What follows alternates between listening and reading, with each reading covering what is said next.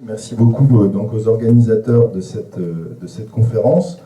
Donc, le thème de cette conférence de ce soir, alors le titre de cette conférence, c'était Face au monde moderne, quelle réponse pour un catholique? Alors ça, c'était le titre officiel, parce que le titre officieux, c'est face au totalitarisme mondialiste, que faire en tant que chrétien? Alors on a fait un titre un peu plus consensuel, parce qu'il faut être prudent, et mettre en application la phrase du grand stratège chinois Sun Tzu qui disait « L'art de la guerre est fondé sur la dissimulation ». Donc, et quand je parle d'art de la guerre, oui, pardon. Quand je parle d'art de la guerre, c'est pas seulement une hyperbole, et d'ailleurs le chef de l'État lui-même nous l'avait dit il y a quelques années, nous sommes en guerre. Mais ce qu'il ne nous avait pas dit, c'était en fait une guerre qui était menée par une oligarchie contre le peuple, et une guerre qui, dans cette guerre, est une guerre contre le christianisme en particulier. C'est pour ça que je vais insister sur cette dimension ce soir en tant que chrétien. Et donc, ce que je voudrais déjà, un concept important que je voudrais vous donner ce soir, c'est le concept de guerre hors limite. Alors, qu'est-ce que ça veut dire la guerre hors limite? C'est un concept qui a été forgé par des stratèges chinois, c'est-à-dire aujourd'hui, nous sommes dans des guerres dites hors limite, hybrides ou de 5e génération. C'est-à-dire que ce sont des guerres qui ne sont plus des guerres conventionnelles. Par exemple, ce qu'on voit en Ukraine, enfin, en tout cas sur le théâtre des opérations, ce sont des guerres de 4e génération, c'est-à-dire avec des mouvements de troupes, de l'artillerie, etc. Ça, ce sont les guerres classiques. Les guerres de 5e génération, ce sont des guerres hybrides, c'est-à-dire que ce sont des guerres où la guerre se porte sur différents terrains. Donc ça peut être la démographie, la santé, la formation, la culture, guerre cognitive. Donc en fait, ce sont des guerres multi-vecteurs. Et la spécificité de ces guerres, c'est qu'elles ne font pas de distinction entre les civils et les militaires.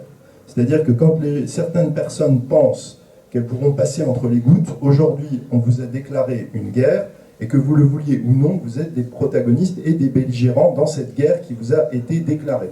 Et j'insiste, je commence souvent mes conférences par cette explication, parce que le concept de guerre est vraiment central. C'est-à-dire que là, on n'est plus dans une simple lutte politique, une opposition entre partis, on est vraiment dans une guerre menée contre les peuples. Et donc, pour vous donner quelques exemples de la gravité de la situation, on est quand même aujourd'hui dans une situation de perte de notre souveraineté au profit d'organisations supranationales. Certains d'entre vous sont peut-être au courant qu'il y a un traité qui est actuellement en discussion, un traité de l'OMS, qui permettra à l'OMS, en cas de pandémie qu'elle aura elle-même déclarée, de prendre le contrôle de la politique sanitaire des États. C'est-à-dire que les États ne seront plus libres de conduire leur propre politique sanitaire. On est aujourd'hui dans aussi un empoisonnement de masse avec les vaccins Covid. Je pense qu'aujourd'hui, il y a une remontée de tout ce qui touche aux effets secondaires, aux problèmes de fertilité. Il y a une explosion des chiffres de la mortalité. Ça se voit notamment avec les actuaires qui constatent ça, et même dans les gens qui travaillent dans les services funéraires, et c'est pas propre à la France, c'est propre à tous les pays.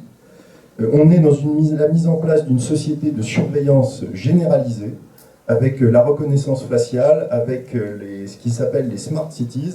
Alors pour ceux qui ne connaissent pas ce concept, c'est le concept de la ville intelligente, mais en fait, sous ce vocable séduisant est en fait un véritable goulag numérique à ciel ouvert. C'est déjà en train de se mettre en place, notamment en Angleterre. Il y a des zones de Londres où il y a des caméras de surveillance maintenant qui vous fliquent et qui surveillent, par exemple, si vos véhicules ont le bon taux d'émission, etc. Et si vous n'avez pas le bon véhicule, vous ne pouvez pas circuler dans les quartiers.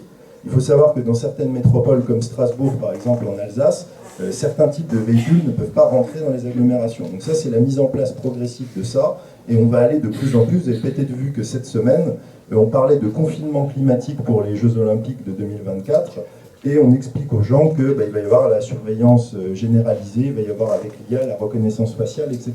Donc tout ça est en train de se mettre en place. Il y a une volonté de pervertir les enfants avec la sexualisation des plus jeunes, notamment à l'école, et la promotion de toutes les perversions et de toutes les déviances. Donc ça, c'est aussi une réalité. On s'attaque aux enfants avec le projet qui est en ligne de mire, et ça, il faut bien en avoir conscience, c'est un vieux cheval de bataille du progressisme, c'est la normalisation de la pédophilie. Ensuite, vous avez aussi une fraude électorale massive avec le mépris de la volonté populaire. On a vu ce qui s'était passé en 2005 avec le référendum sur l'Union européenne. On a vu ce qui s'est passé en 2020 avec la fraude électorale lors de l'élection présidentielle. J'ai tout un essai sur le sujet dans le volume 2 de mes essais. Enfin bref, pour résumer, on est aujourd'hui dans une situation de vie et de mort face à un système pervers et totalitaire qui vise à mettre en application le slogan « Vous ne posséderez rien et vous serez heureux », pour reprendre la phrase de Clochepart. Alors ce soir, justement, face à ce totalitarisme mondialiste, la réponse est que faire en tant que chrétien et catholique en particulier. Alors ce que je vais vous expliquer ce soir, c'est déjà qui est derrière ce projet, c'est-à-dire ce que nous disait encore Sun Tzu, c'est qui connaît son ennemi et qui se connaît lui-même en 100 batailles ne sera jamais vaincu, donc il est très important de connaître son ennemi. Ensuite, dans une deuxième partie, je vous expliquerai comment résister, et notamment je vous parlerai de la guerre de l'information. Et ensuite, dans la troisième partie, je vous expliquerai quels sont les grands défis pour les chrétiens. Alors, ce que je voudrais commencer par vous expliquer dans cette première partie, c'est que ce que je viens de vous décrire très très brièvement et très rapidement, c'est qui est derrière ce projet. Et derrière ce projet, il faut voir qu'il n'y a pas de fatalité. C'est-à-dire qu'une ruse qui est extrêmement forte, c'est donner l'impression que c'est un changement qui est inévitable et qui va de soi. Ça, c'est très important. C'est-à-dire, et ça, c'est une école qui a été pensée, qui s'appelle le gradualisme. C'est-à-dire que ça a été théorisé notamment par les membres de la Société Fabienne, qui est un des premiers think tanks au XIXe siècle, qu'il était beaucoup plus profitable et porteur sur le long terme que les changements soient progressifs et graduels plutôt que l'idée du grand soir, ce qu'on a notamment avec la Révolution française, où c'est une explosion. Voilà, on renverse tout, on casse les statues, on tue les bonnes sœurs, on fusille les prêtres, etc. Mais après, la société, en fait, revient, il y a une espèce d'effet de balancier. Alors que ce qu'ont compris les gradualistes, c'est que c'est beaucoup plus, c'est beaucoup plus efficace dans la durée quand les changements sont mis en place de façon ponctuelle, enfin, progressive, pardon, c'est la stratégie dite des petits pas. Et donc derrière ce projet, il y a vraiment un plan. Et ça, c'est important de le comprendre parce que souvent, il y a déjà un premier obstacle, c'est que beaucoup de gens refusent d'admettre ça, d'admettre qu'il y a un plan, disent mais non, c'est pas possible, il n'y a pas des gens qui ont mis ça sur plusieurs générations, etc. Si. Et je vais vous donner une citation que j'utilise souvent parce qu'elle est bien emblématique.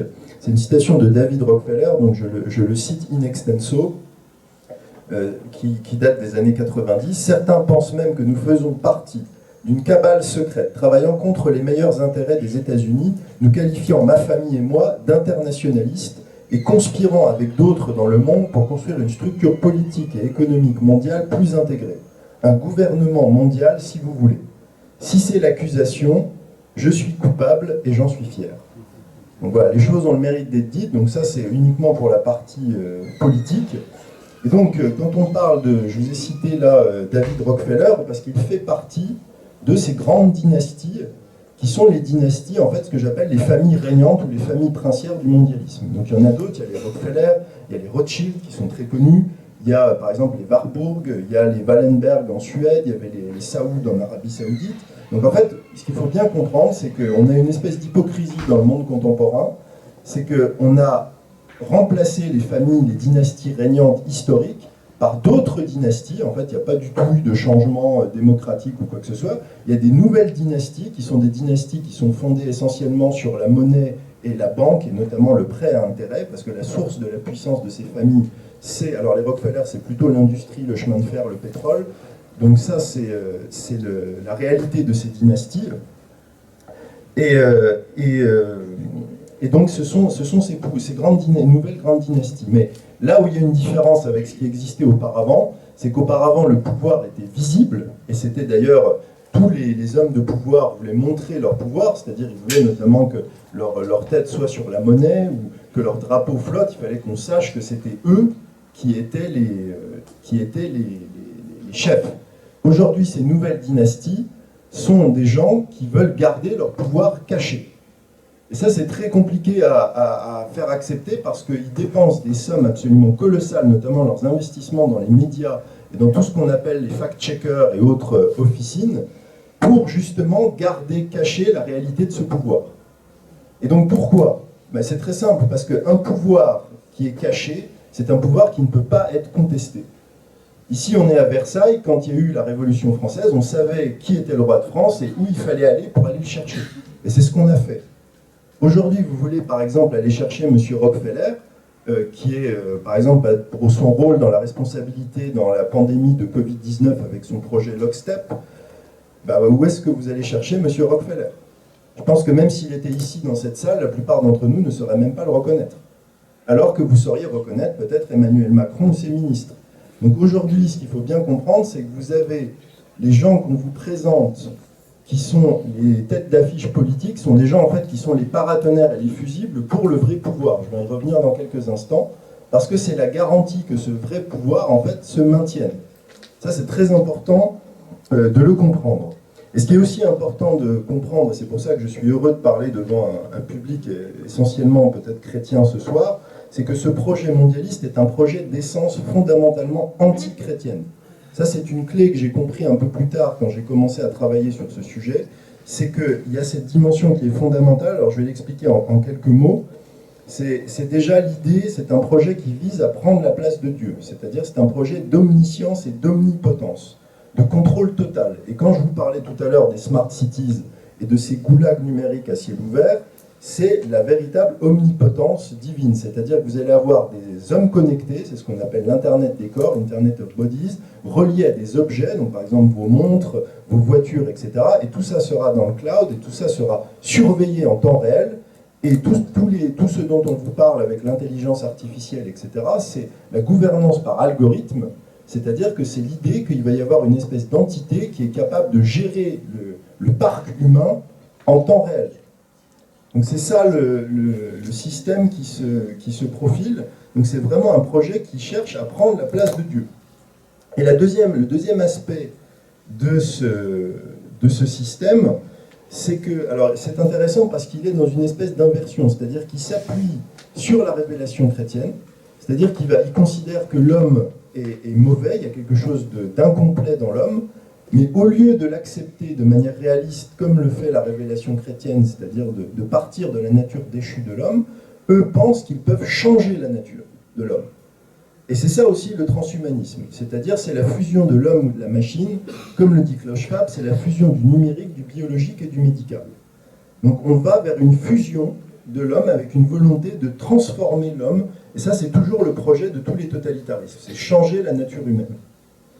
Donc ça, c'est très important, et ce qu'il y a au cœur de cette vision, c'est l'idée qu'il y aurait une élite d'élus, avec en dessous des esclaves, et une population surnuméraire, alors qu'on appelle les indésirables, les inutiles, les sans-dents, diront certains. Et ça, c'est vraiment très très clair, c'est-à-dire quand vous avez quelqu'un comme Laurent Alexandre qui dit, en se grattant la tête, en faisant le candide devant l'Assemblée de Polytechnique, qu'est-ce qu'on va faire de tous ces gens qui refuseront de venir avec nous dans le monde merveilleux du transhumanisme où on sera tous des hommes connectés? Ces gens-là deviendront des inutiles. Donc qu'est-ce qu'on fait des inutiles? À un moment ou à un autre, on s'en débarrasse. Voilà, ça c'est la réalité. Et eux, donc il faut vraiment lire ce que eux pensent de nous. Ils voient vraiment les gens qui ne sont pas dans cette élite mondialiste éclairée comme vraiment du bétail. C'est-à-dire qu'on est vraiment un cheptel qui doit être géré, qui doit être pucé, qui doit être tracé, et qui doit être, dont les mouvements doivent être contrôlés. Et donc, il faut aussi rajouter une dimension à cette présentation, c'est que la France a toujours été un pays qui était absolument crucial pour le mondialisme, pour ce projet. La France, en tant que fille aînée de l'Église, en tant que puissance spirituelle catholique, et surtout en tant que pays qui s'oppose, parce que ce projet que j'ai décrit est quand même un projet essentiellement anglo-saxon, le mondialisme trouve ses racines en Angleterre, et ensuite après va aux États-Unis, qui devient en fait un espèce de relais de ce que ne pouvait pas être l'Empire britannique. Et donc il y a ce qui s'appelle la mission anglo-saxonne, c'est eux-mêmes qui le disent. Et quand vous lisez les penseurs du proto-mondialisme, la société fabienne, etc., il y a vraiment cette idée messianique que les anglo-saxons ont cette mission. Donc la France a une double opposition, à la fois par sa vocation catholique et en tant que pays latin. Et donc j'insiste sur ces différents points parce que j'ai constaté qu'il y a, rien qu'en parlant de ça, il y a beaucoup de chrétiens en France, et notamment des catholiques, qui ne veulent pas entendre parler de ça. Que c'est un sujet, alors que c'est le sujet central, ce projet que je viens de décrire, est un projet central, et dans le cadre de mon travail, je constate cette réticence à comprendre ça. Je vais vous raconter une anecdote à ce sujet. J'étais il y a un an aux soirées qui sont organisées par Vita, qui sont absolument formidables, où on parlait bien sûr d'avortement, de transgenre, d'euthanasie, enfin, tous les sujets. Donc il y a cette présentation pendant plusieurs heures, et à la fin, moi je prends la parole et je dis, bon, c'est très bien, on a posé les problèmes, on a montré tout ce qui n'allait pas, mais je voudrais quand même dire que ce projet est mis en place par des personnes et qu'il faudrait désigner ces personnes, qu'il faudrait les combattre, parce que sinon on n'avancera jamais, on se limitera au constat. Et moi, mon travail consiste à cartographier les responsables, à les identifier, à expliquer leur idéologie, et c'est sur ce point-là qu'il faut agir. Il faudrait passer à l'étape suivante. Il y a eu un silence glacial. J'ai l'impression d'être le gars au repas de famille qui a dit ce qu'il fallait pas dire, quoi. Et à la fin, tout le monde mettait un espèce de cordon de sécurité. Il y a eu 2-3 personnes qui m'ont envoyé un texto, oh, c'était bien ce que tu as dit.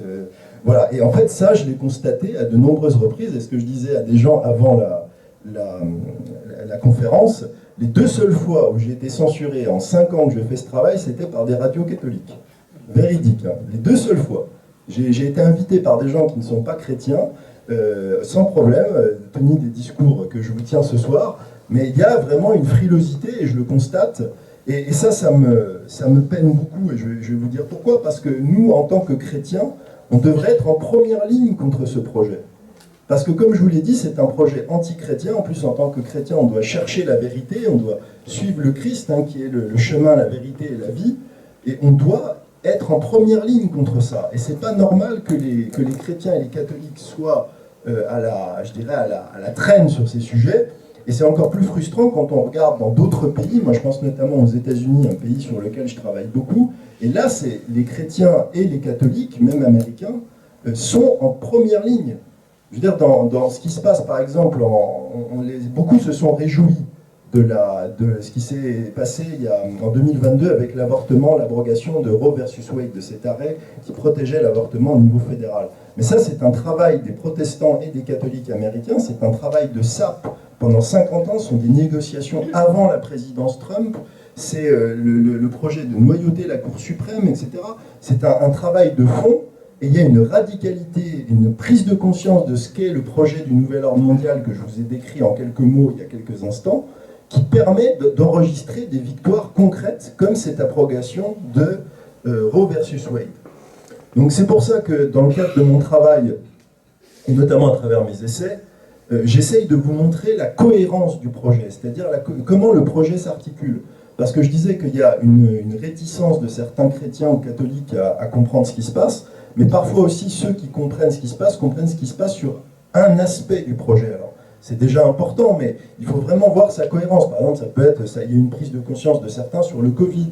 D'autres, ça va être ce qui se passe à l'école avec le genre, avec l'éducation sexuelle.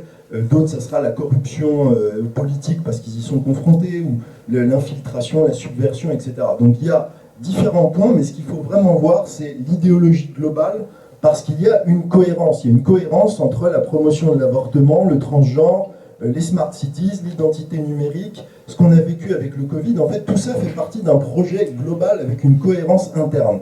Et c'est ce que j'essaye de faire à travers mes conférences et mes livres, c'est vous montrer la cohérence interne de ce projet. Alors, pour avancer un petit peu sur ce sujet, je vous ai dit qu'il y avait En fait, qui était responsable, qui portait ce projet, c'était des grandes dynasties financières. Et en fait, on peut vraiment décrire ça comme une vraie mafia transnationale, c'est-à-dire qui n'a plus du tout d'appartenance étatique, ou en tout cas à un peuple donné. Et ça aussi, c'est une nouveauté.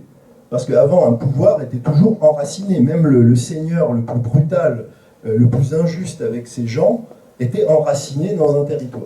Là, aujourd'hui, nous avons des gens qui ont un mépris des peuples, mais qui se sentent totalement apatrides et qui n'ont de loyauté qu'à leurs intérêts, on va dire, de ce qu'on peut appeler une hyperclasse mondialisée. Et eux s'appuient alors notamment sur les services secrets. Il faut savoir que, par exemple, la CIA, qui a été fondée par Alan Dulles, est complètement un instrument du mondialisme. Et ce que j'explique souvent, c'est que, par exemple, on dit « les États-Unis ont fait la guerre », etc. Mais il faut bien comprendre que les États-Unis, en fait, sont un instrument qui a été parasité par le mondialisme et qui utilise le patriotisme américain pour faire ses basses besognes. Et le peuple américain est historiquement un peuple isolationniste. il a fallu un travail de propagande pendant au moins 40-50 ans pour que les parents américains acceptent d'envoyer leurs enfants se faire tuer aux quatre coins du monde, à commencer en Europe. Et aujourd'hui, d'ailleurs, ce qui est intéressant, c'est qu'avec la présidence de Trump, on assiste à un retour de cette tendance isolationniste. C'est-à-dire que Trump a vendu aux Américains le fait de dire « moi j'arrêterai les guerres, c'est l'Amérique d'abord et on arrête de se soucier de ce qui se passe dans le reste du monde ». Donc ça, c'est un retour à ce qui est la politique en fait, originelle des États-Unis.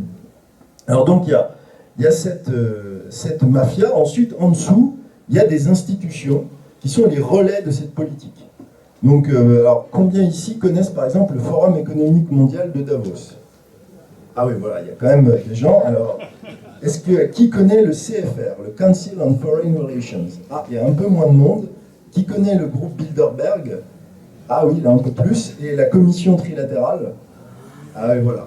Donc je vois que j'ai quand même un public de gens assez avertis, alors sauf peut-être sur le CFR. Alors c'est vrai que le CFR est moins connu. Il faut savoir que le CFR, c'est le ministère des Affaires étrangères parallèles des États-Unis. En fait, il y a deux institutions. Il y a Chatham House en Angleterre, donc ça c'est la maison mère, enfin le noyau, plutôt le berceau. Et après, c'est devenu le CFR. Et en fait, le CFR a des bureaux à New York et à Washington. Et d'ailleurs, pour ceux qui diraient, mais ça, d'où est-ce qu'il sort ça, Stanislas Bertrand? Même Hillary Clinton l'a reconnu quand elle est à l'époque où elle était secrétaire d'État, en disant qu'elle allait régulièrement recevoir sa feuille de route au bureau du CFR, qui est, je cite de ses propres mots, la maison mère, le mothership en anglais. Donc en fait, il y a vraiment cette espèce de gouvernement parallèle avec tous ces think tanks et tous ces lobbies. Et en fait, il faut comprendre que le génie du système mondialiste, et ça remonte dès le 19e, c'est qu'il recrute l'élite. C'est-à-dire que si vous partez, par exemple, à partir de la Société Fabienne ou des bourses Rhodes, ce sont des gens qui ont compris qu'il fallait qu'ils recrutent l'élite, parce que l'élite a un effet d'entraînement sur la société. Et quand vous recrutez les gens de l'élite, bah, vous avez plus le vivier pour contrer le projet.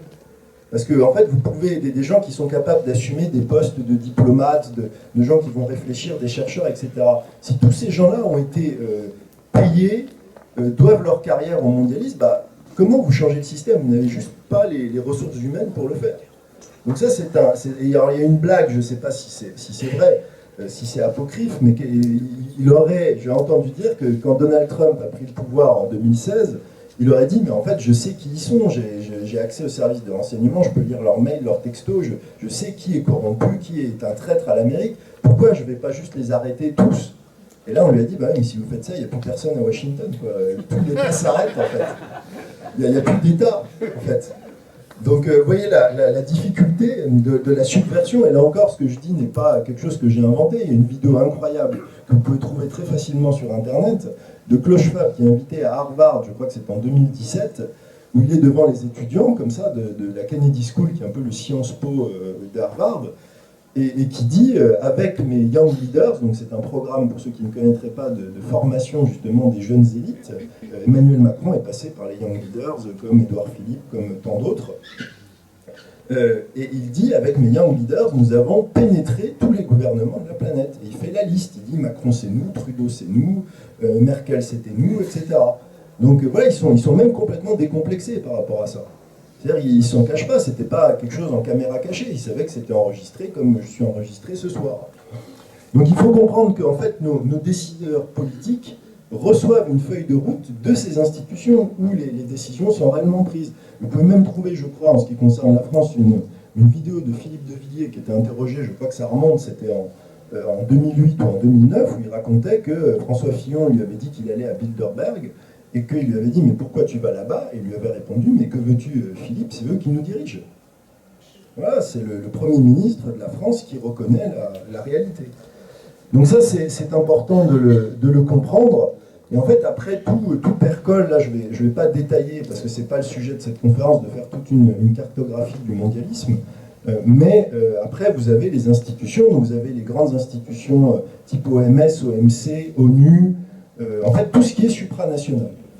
Et en fait, aussi ce qu'il faut comprendre, c'est qu'à chaque fois, en fait, ces institutions supranationales sont mises en place et justifiées par des chocs. Ça s'appelle la stratégie du choc, c'est-à-dire la Société des Nations, le prétexte était la boucherie de la Première Guerre mondiale, au passage que les mondialistes ont organisé. Aujourd'hui, on a les sources, et ce ne sont pas les Allemands qui sont responsables, ce sont les Britanniques qui ont organisé ça pour à la fois saigner les Français et éliminer leurs concurrents qui étaient l'Allemagne. Et en fait, après boucherie de la Première Guerre mondiale, et on va créer la Société des Nations pour empêcher la prochaine boucherie. Bon, ça n'a pas marché du tout. Donc après, il y a la Deuxième Guerre mondiale, et là, on va justifier l'ONU. Et là, vous voyez, on a eu l'OMS, on a la pandémie justifie qu'on donne les pouvoirs à l'OMS.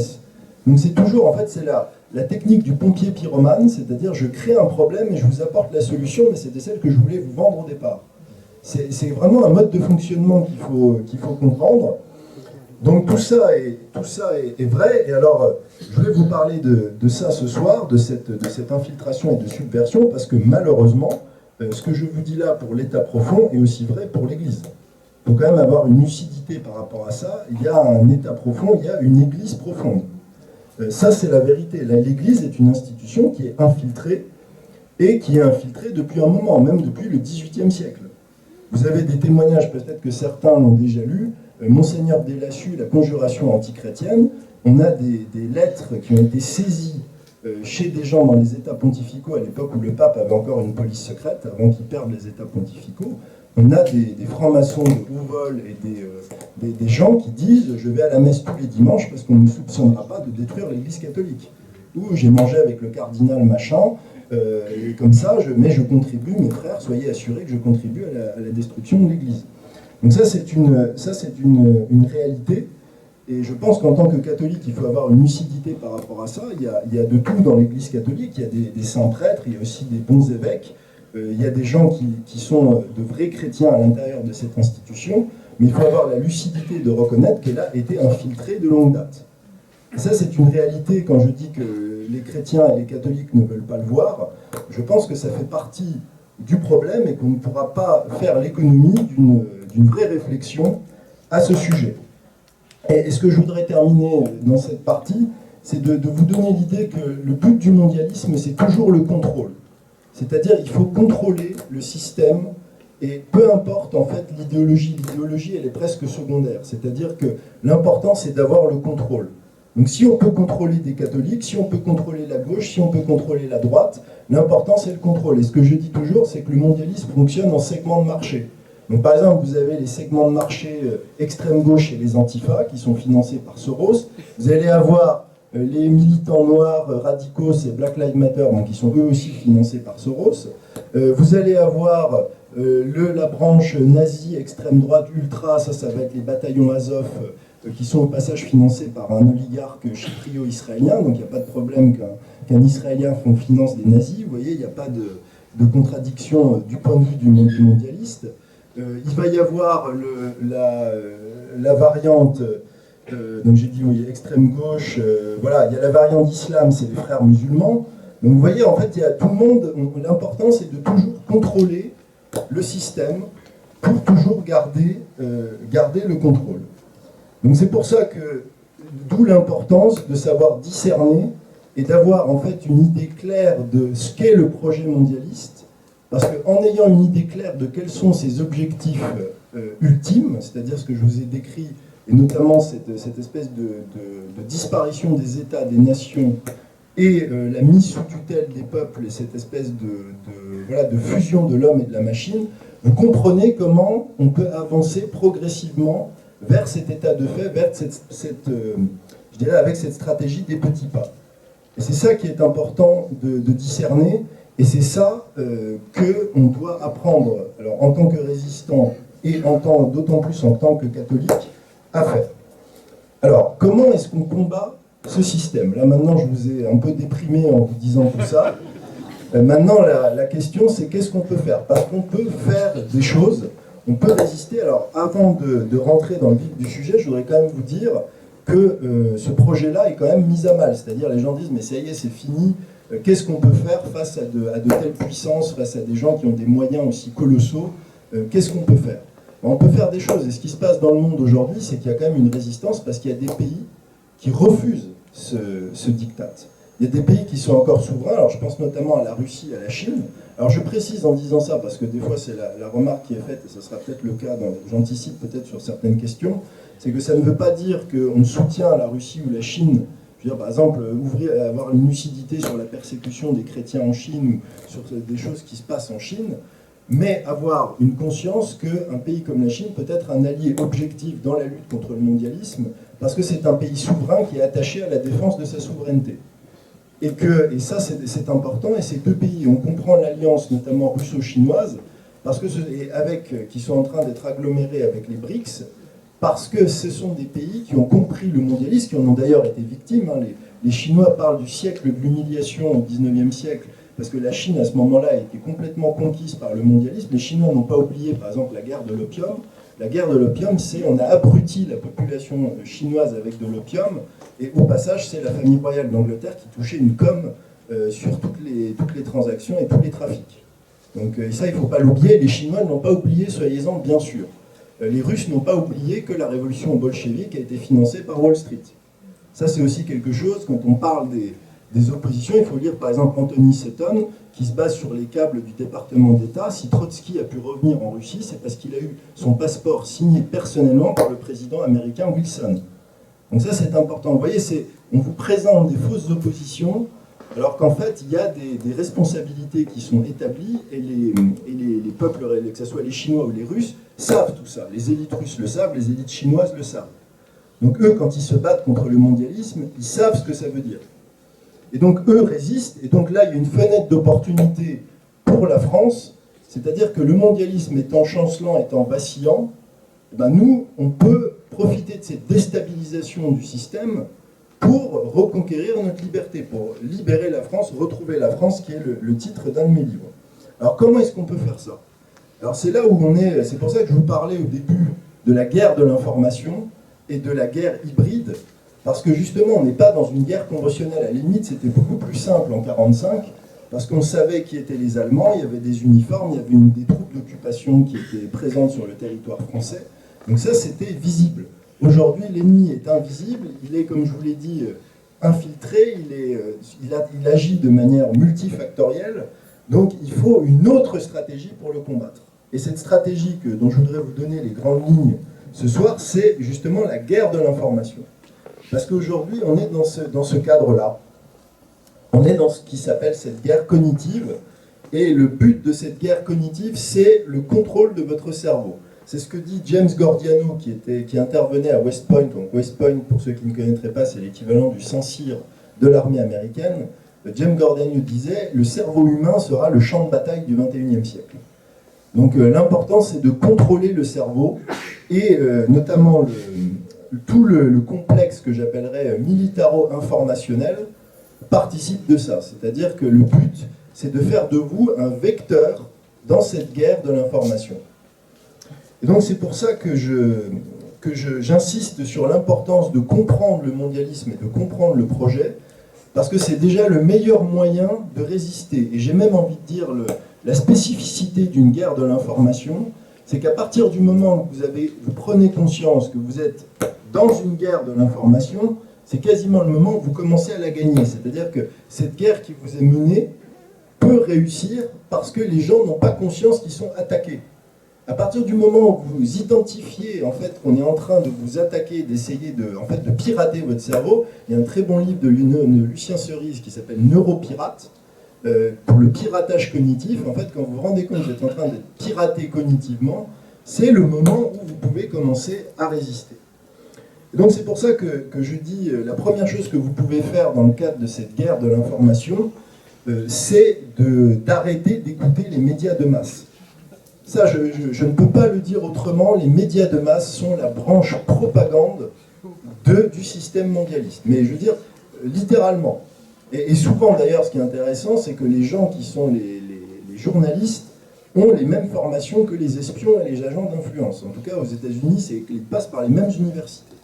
Donc il faut vraiment avoir conscience de ça, et même se méfier des médias dits conservateurs. Moi j'ai eu l'exemple aux États-Unis, parce que j'étais très inspiré par ce qui s'est passé en 2020 aux États-Unis.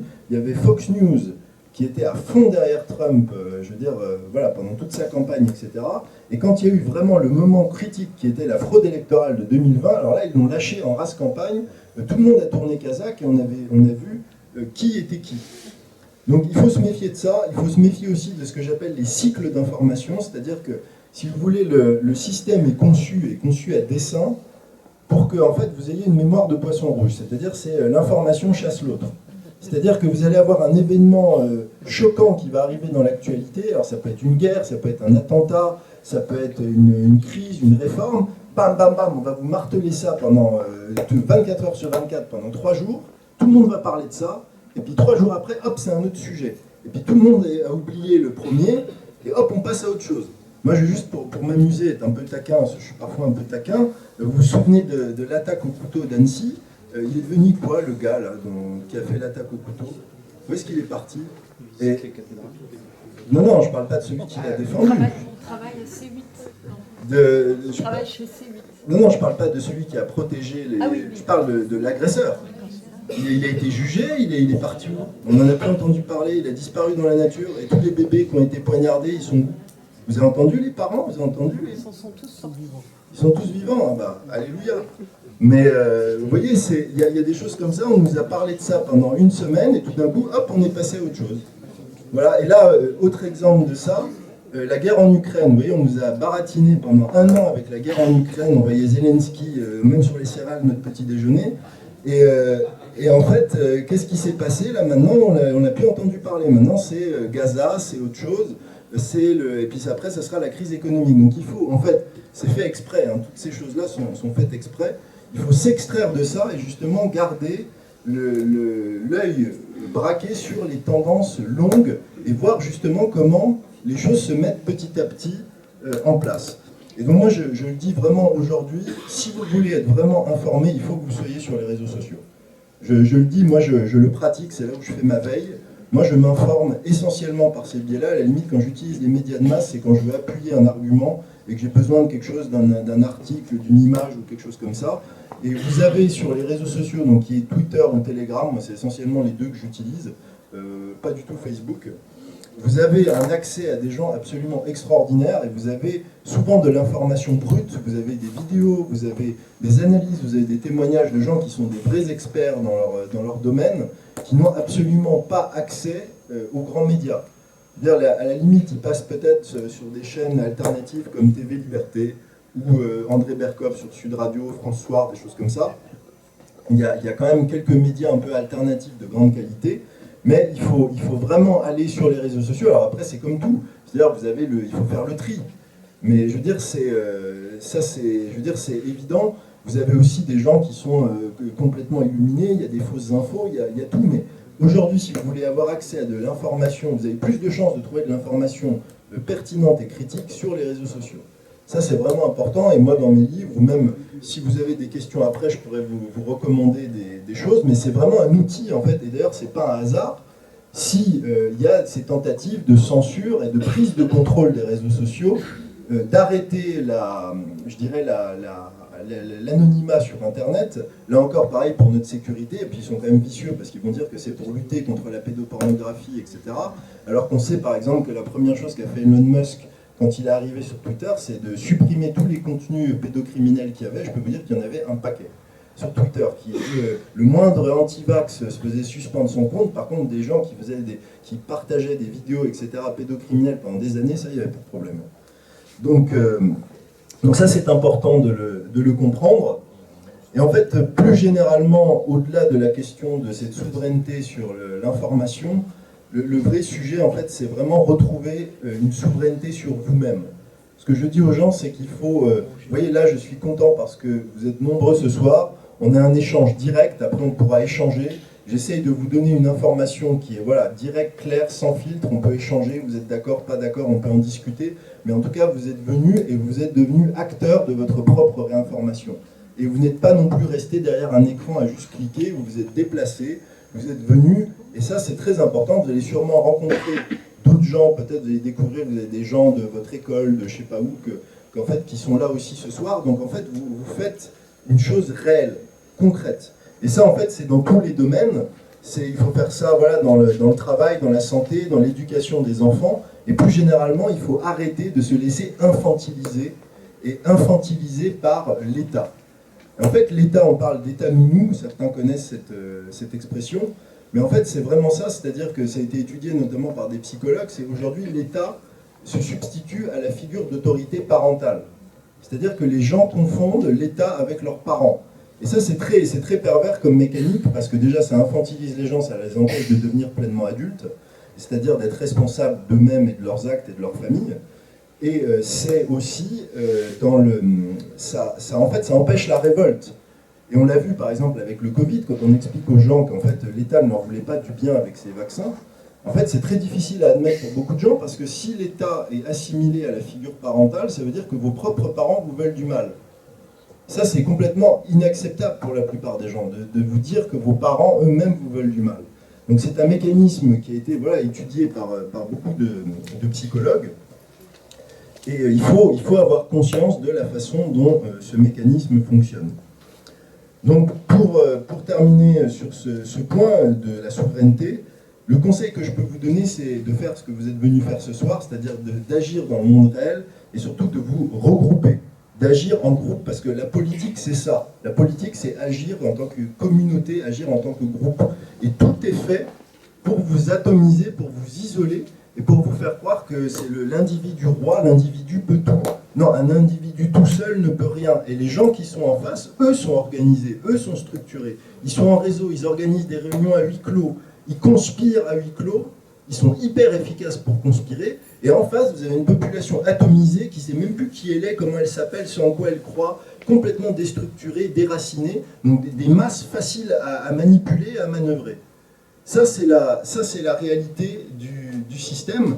Et ce que je dis toujours, c'est, si vous voulez faire de la politique à l'échelle de vraiment le noyau le plus dur, c'est trouver 10 personnes que vous pouvez appeler quand il y a un problème. Je vais donner un exemple très concret. Vous ne voulez pas demain que vos enfants leur apprennent la théorie du genre à l'école quand ils ont 4 ans. Peut-être que demain, vous refuserez, que vous aurez une lettre du proviseur, ils vont vous dénoncer aux services sociaux. Est-ce que vous avez 10 personnes qui sont capables de venir bloquer l'entrée de votre domicile pour empêcher la DAS de prendre vos enfants? Ça, c'est la base. Si demain, on vous ferme votre église, est-ce que vous avez 10 personnes qui sont capables de s'enchaîner à la porte de l'église pour empêcher la fermeture de l'église? C'est la base de la politique. La politique, c'est pas mettre un bulletin dans une urne. C'est ça la base de la politique, et c'est justement ça qu'ils veulent que vous ne soyez plus capable de faire et que vous ne soyez même plus capable d'imaginer que c'est possible. C'est ça, et la base de la souveraineté, c'est de dire non. Si vous n'êtes pas capable de dire non, et si on vous dit non, quand vous dites non, on vous prive de toutes vos libertés, en fait, vous n'êtes pas libre, vous êtes un esclave. C'est ça la réalité. Et donc c'est très important de revenir à cette notion primordiale de ce qu'est réellement le politique. Et alors, pour autant, ce que je vous dis, ça ne veut pas dire qu'il faut délaisser entièrement le combat politique, on va dire, traditionnel, mais il ne faut pas se projeter dans les grandes élections présidentielles, etc. Il y a une chose qu'on peut faire au niveau politique, c'est au niveau local. Ça, il y a encore une possibilité, notamment au niveau des mairies. Et je dis toujours aux gens, il y a une opportunité avec les mairies, notamment pour les chrétiens qui ont ce sens de l'engagement, c'est que maire, c'est un boulot hyper ingrat. Il y a beaucoup de maires qui arrivent à l'âge de la retraite ou qui en ont marre, qui sont lessivés parce que... Et en fait, il va y avoir des places à prendre, surtout aux prochaines élections municipales. Et c'est très important d'avoir des maires qui sont sensibles à toutes ces questions parce que le maire a quand même beaucoup de pouvoir au niveau local, même si c'est grignoté par les communautés de communes et de plus en plus de choses, l'État... Donc ça, c'est quelque chose d'important. C'est aussi important de faire ce que savent très bien faire les trotskistes et même l'islam, c'est de faire de l'entrisme. Il faut mettre des chrétiens et des catholiques autant que possible. Et je vois aussi les chrétiens ont un peu de problème avec ça, de dire on va essayer d'être présent partout où on peut, dans les syndicats, dans les associations de parents d'élèves, dans les associations, et d'orienter les choses dans le sens de ce que veulent les chrétiens. En fait, je pense que les catholiques français sont un des rares groupes à ne pas avoir une stratégie vraiment agressive pour faire ça. Et même que c'est presque mal vu, c'est presque considéré comme un peu obscène de penser comme ça. Alors qu'en fait, c'est la logique du succès. Et pour finir sur ce point, je pense aussi que c'est une erreur. Souvent, les gens disent, mais les gens ne sont pas réveillés, on n'y arrivera jamais, etc. Il faut avoir conscience que ce sont toujours les minorités qui portent le changement. Le projet mondialiste, c'est une minorité. La résistance, c'est une minorité. Et j'ai même envie de dire, le christianisme, c'est une minorité. Ça commence avec 12 personnes, 12 apôtres, avec un homme, vrai Dieu, et avec 12 personnes, 12 apôtres, enfin 13 si on... Donc c'est ça la réalité, c'est qu'il ne faut pas attendre que tous les gens soient réveillés pour faire des choses. Il faut être leader, et ça c'est ce que je vais vous dire dans la dernière partie, c'est qu'il faut qu'en tant que chrétien, on soit leader, il faut qu'on montre l'exemple. Il faut qu'on soit cette force qui est dans la minorité agissante, et il faut garder à l'esprit que ce n'est jamais la rue qui renverse un système, c'est toujours une élite organisée.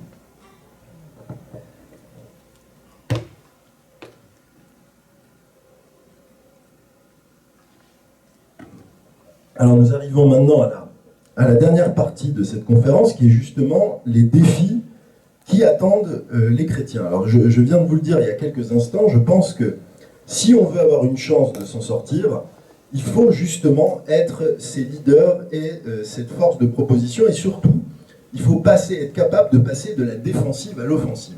Ça c'est vraiment quelque chose d'important, parce que je constate qu'en France, le christianisme et le catholicisme sont sur une position en fait où on est attaqué de plus en plus, et on voit que on recule, mais à aucun moment on est capable de renverser la vapeur et de faire ce qu'ont été capables de faire notamment les Américains. Moi je pense que c'est vraiment une source d'inspiration, parce qu'eux ne sont pas complexés du tout.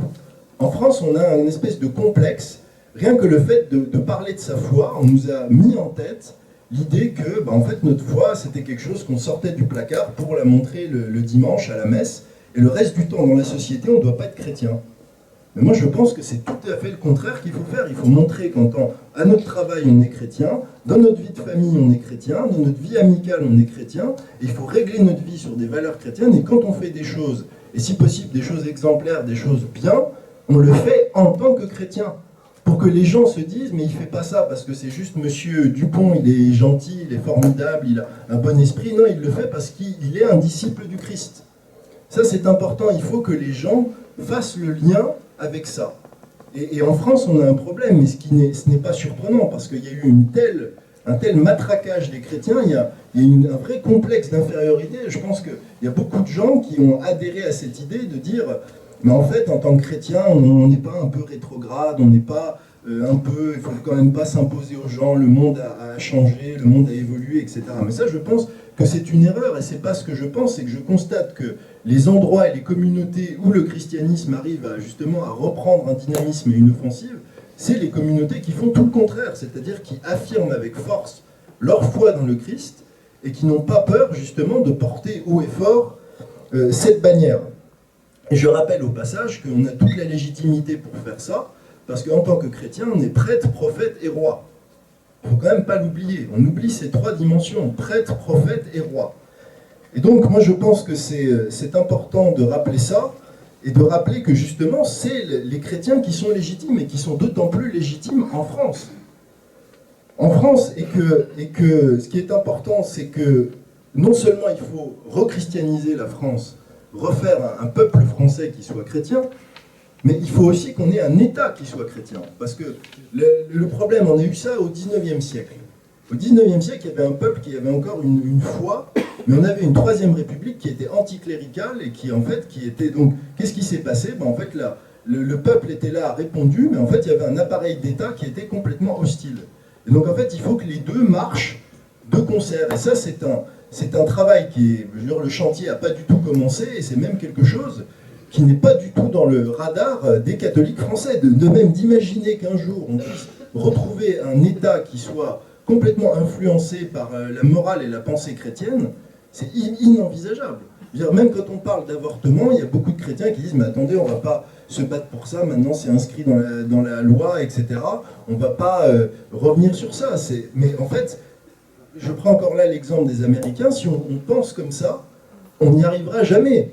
Je veux dire, et on n'arrivera même pas à mener pendant 50 ans le travail qu'il faut mener pour y arriver. Et je rappelle que si les ennemis du Christ et de la France ont pu arriver à faire ce qu'ils ont fait, c'est parce qu'eux ont commencé aussi avec une poignée et ont eu un travail de sape constant pendant des siècles pour arriver à la situation dans laquelle on est aujourd'hui. Donc, je veux dire, c'est un vrai marathon spirituel, politique, social qu'il faut mener, et qui est un travail absolument fondamental, mais il faut se fixer des objectifs ambitieux à long terme. Je veux dire, si on ne se fixe pas des objectifs ambitieux à long terme, on ne pourra jamais les atteindre. Et en fait, souvent, moi j'ai souvent ces discussions, les gens me disent, mais attendez, ce que vous dites, là, avec ça, on ne va pas toucher les Français, c'est un discours qui est inaudible, la France est déchristianisée. Mais attendez, votre objectif, c'est de construire des fondations solides pour les prochaines générations, pour agir à 20, 30, 40, 50 ans, ou c'est juste d'espérer, de manière illusoire d'ailleurs, gagner une prochaine échéance électorale à 3-4 ans. Il faut complètement arrêter de penser à ça, il faut vraiment se concentrer sur le temps long, avancer de manière intelligente, tactique, stratégique, mais penser à long terme. Donc ça, c'est très important, et c'est important, je pense aussi, d'élever nos enfants et nos familles dans cet esprit, de dire à nos enfants, vous, en tant que chrétiens, vous avez la responsabilité d'être l'élite de demain, de montrer l'exemple, de guider la société, de faire en sorte que ce soit vos valeurs qui soient les valeurs de référence pour la société française. Et j'insiste sur ce point-là parce qu'il y a ce que j'appelle, il y a un grand danger qui menace les chrétiens en France, c'est ce que j'appelle le syndrome de l'intendant. C'est-à-dire que les qualités du chrétien, c'est d'être honnête, d'être compétent, de ne pas être pervers, de ne pas être retors.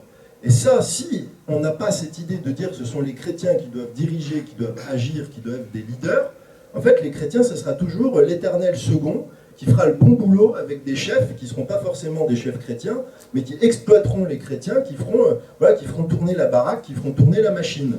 Parce que les chrétiens seront bien formés, seront compétents, et ce n'est pas des gens, ils ne vont pas vous planter le couteau dans le dos a priori. En tout cas, ils n'ont pas théoriquement cette soif d'ambition, de carriérisme, etc., qui anime ceux qui ne sont pas chrétiens. Donc ça, c'est important, et je pense que c'est d'autant plus important d'avoir conscience de cet état de fait, parce qu'il y a une vraie fenêtre d'opportunité qui est en train de s'ouvrir là, actuellement. La première fenêtre, c'est qu'il y a une perte de repères totale dans la société. Je pense que là, il n'y a pas de doute là-dessus. C'est un constat qui est partagé par la plupart des gens dans cette salle. Et en tant que chrétien, on peut apporter une réponse à ça. On est face notamment à une jeunesse qui est complètement perdue, qui est déstructurée. On peut leur apporter ces repères-là. On peut leur donner ça. On peut montrer qu'au milieu d'un monde qui a perdu tout repère, le chrétien et le catholique, lui, est solide et ferme sur ce qu'il sait, sur ce qu'il croit, et il peut apporter des solutions. Donc on a, en fait, je dirais, si je parle en termes commerciaux, on a une vraie valeur ajoutée à apporter dans un monde qui est en crise. Et donc ça, pour faire ça, c'est l'erreur. Là encore, j'ai employé un langage du marketing, c'est qu'il ne faut pas chercher à toucher tout le monde. La bonne stratégie, c'est qu'il faut justement commencer par cibler un socle, on va dire le public le plus réceptif, et après on élargit petit à petit. Et je pense que ça, c'est l'erreur absolument totale de l'Église catholique, qui, depuis Vatican II, qui pense qu'en étant de plus en plus consensuelle et de plus en plus inclusive, en fait, elle va toucher de plus en plus de monde. En fait, on voit le résultat, c'est exactement le contraire qui se passe. Et c'est pas étonnant, tous les gens qui font du ciblage ou du marketing savent que ça marche pas du tout comme ça. Il faut toujours toucher son cœur de cible en priorité. Donc ça, c'est la base. Et la deuxième chose, c'est qu'on est aujourd'hui dans une société qui est en plein effondrement cognitif. On a vraiment, ça c'est un sujet à long terme sur lequel je travaille beaucoup, c'est qu'il faut vraiment avoir conscience qu'à 20 ou 30 ans, on est dans une société où on ne sera peut-être même plus capable de faire tourner les machines qui existent aujourd'hui. Il faut vraiment voir si vous avez des gens qui travaillent dans le monde de l'entreprise et qui recrutent des gens à sortie d'université aujourd'hui, c'est une véritable catastrophe. Et les effets vont encore plus se faire sentir quand la génération qui va partir à la retraite d'ici 10 ans va s'en aller. Et donc l'avantage des chrétiens qui ont souvent encore des bonnes écoles, qu'elles soient hors contrat ou privées, c'est qu'ils vont être la minorité de gens où les enfants savent encore lire, ont à peu près une bonne éducation, c'est-à-dire ne sont pas devenus des petits sauvages, ont encore une vraie structure mentale, un cadre, etc. Et en fait, à la limite, il suffit juste de rien faire, vous aurez juste une nouvelle élite qui, juste parce qu'elle aura résisté à l'esprit du temps, en fait, sera une élite cognitive de facto. Donc il y a cette double opportunité pour les chrétiens, et c'est pour ça que si on n'a pas conscience de ces enjeux-là, en fait, on ne va pas réussir à saisir cette fenêtre d'opportunité qui se présente.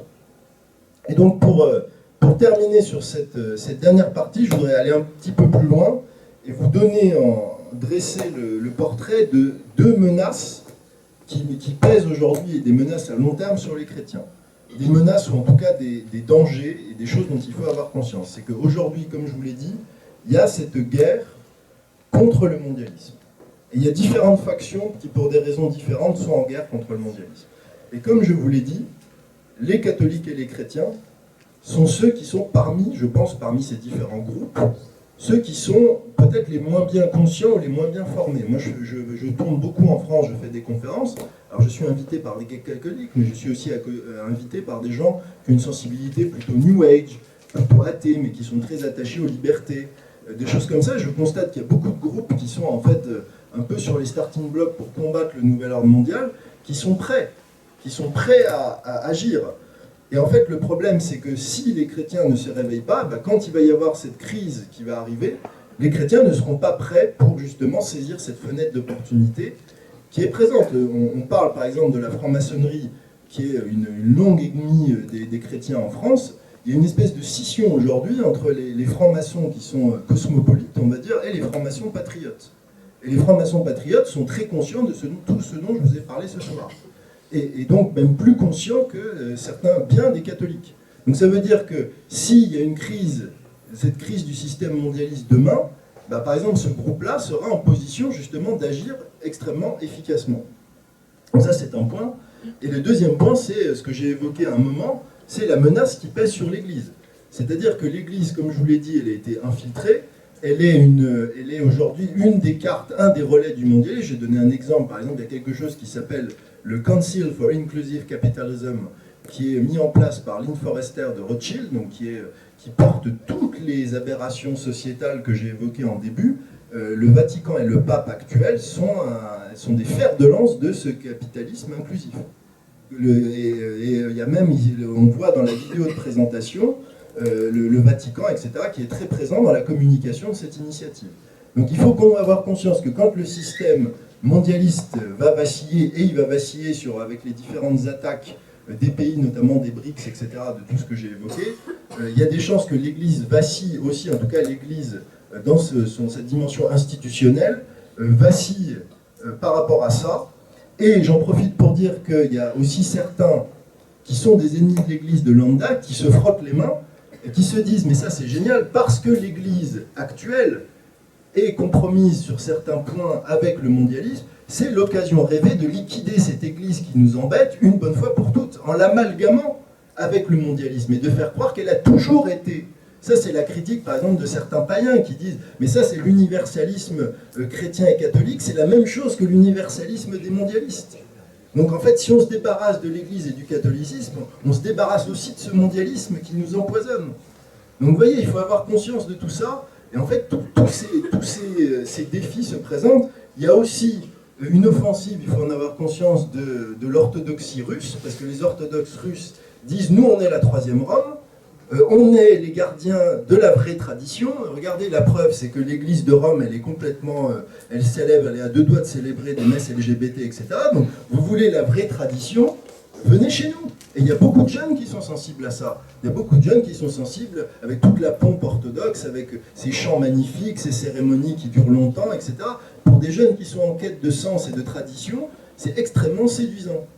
Donc il y a ça, et en plus il y a une dimension eschatologique, c'est-à-dire que les Russes sont convaincus qu'ils sont le catéchone. Le catéchone, c'est celui qui retient l'antéchrist. Et je peux vous dire que le régime actuel russe a mis le paquet en disant « Regardez ce qui se passe avec l'Ukraine, ce qui se passe avec la dégénérescence de l'Occident. Nous, la Russie, on est ce catéchone, en fait, on empêche l'antéchrist de détruire la civilisation chrétienne. » Donc, et ça, en fait, ça serait le rôle qui pourrait être théoriquement dévolu à la France, d'être justement le bras armé de la chrétienté.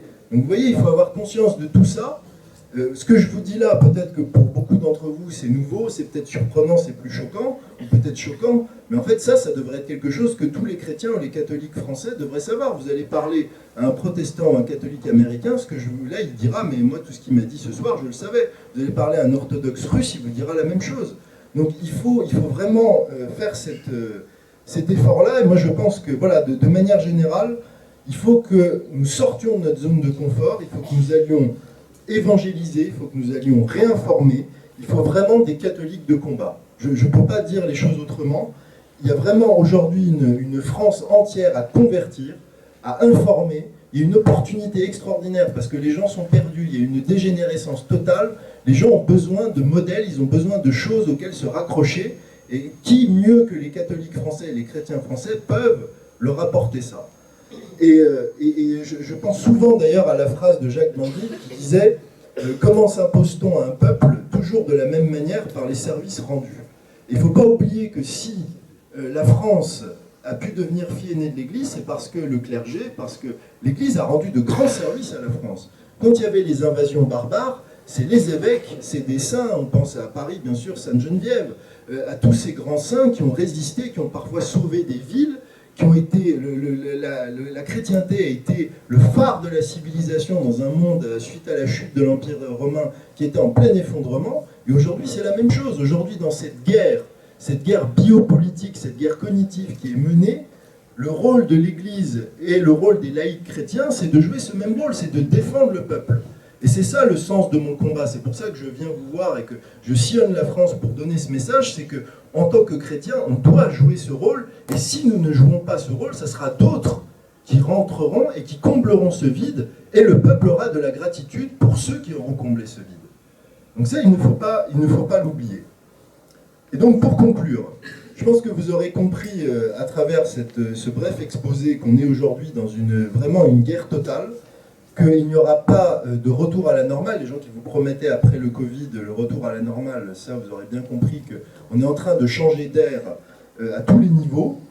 Nous sommes aujourd'hui dans une lutte qui est bien sûr politique mais qui est avant tout spirituelle. Moi je cite souvent cette phrase de saint Paul aux Éphésiens qui dit « Nous ne luttons pas contre la chair et le sang mais contre les principautés ». Et ça veut dire qu'il faut s'éloigner de la focalisation sur le politique, qui est ce vers quoi on essaye de nous attirer en permanence, mais nous placer un cran au-dessus.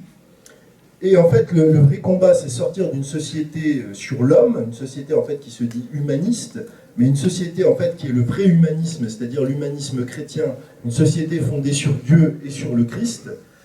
Et donc, ce que j'ai essayé de vous dire ce soir, c'est que dans ce combat, qui est vraiment un combat eschatologique, les troupes chrétiennes et catholiques ne sont pas forcément préparées, formées et en ordre de bataille. Et le plus terrible, c'est que nous avons un rôle absolument essentiel à jouer. Nous avons un rôle à jouer dans la société, ça je l'ai évoqué.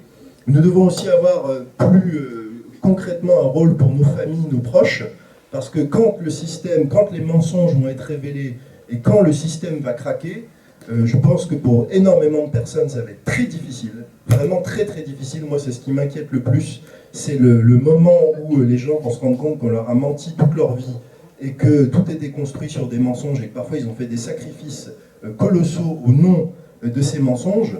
Et donc c'est avec les vertus chrétiennes essentielles que sont la foi, la charité et l'espérance que nous pouvons aider à la fois la société et nos proches. Et je terminerai en disant que c'est bien sûr le Christ et lui seul qui peut sauver le monde, et qu'en tant que Français et en tant que catholiques, eh bien, nous avons le devoir justement de porter cette parole, de défendre le Christ et l'Église, et que d'une certaine manière, quand on remonte jusqu'aux causes ultimes, eh bien, d'une certaine manière, le destin du monde repose sur les épaules des catholiques français. Donc je prie vraiment ardemment pour que nous soyons à la hauteur de la mission que notre Seigneur nous a confiée.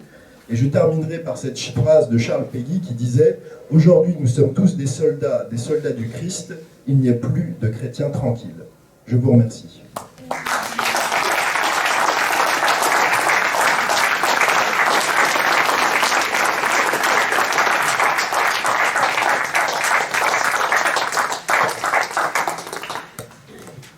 Merci, cher Stanislas, pour cette analyse, cette leçon, ces conseils, on peut même considérer presque des ordres. Il va falloir qu'on applique à la lettre pour la France, pour l'Église, pour nos familles. C'est l'heure maintenant des questions. Donc, un grand merci pour cette prestation qu'on étudie dans le cadre d'une association à laquelle j'ai fait partie pendant 5 ans. J'ai milité pendant 5 ans dans un mouvement qui s'appelle le MJCF, Mouvement Jeunesse Catholique de France, que vous connaissez peut-être.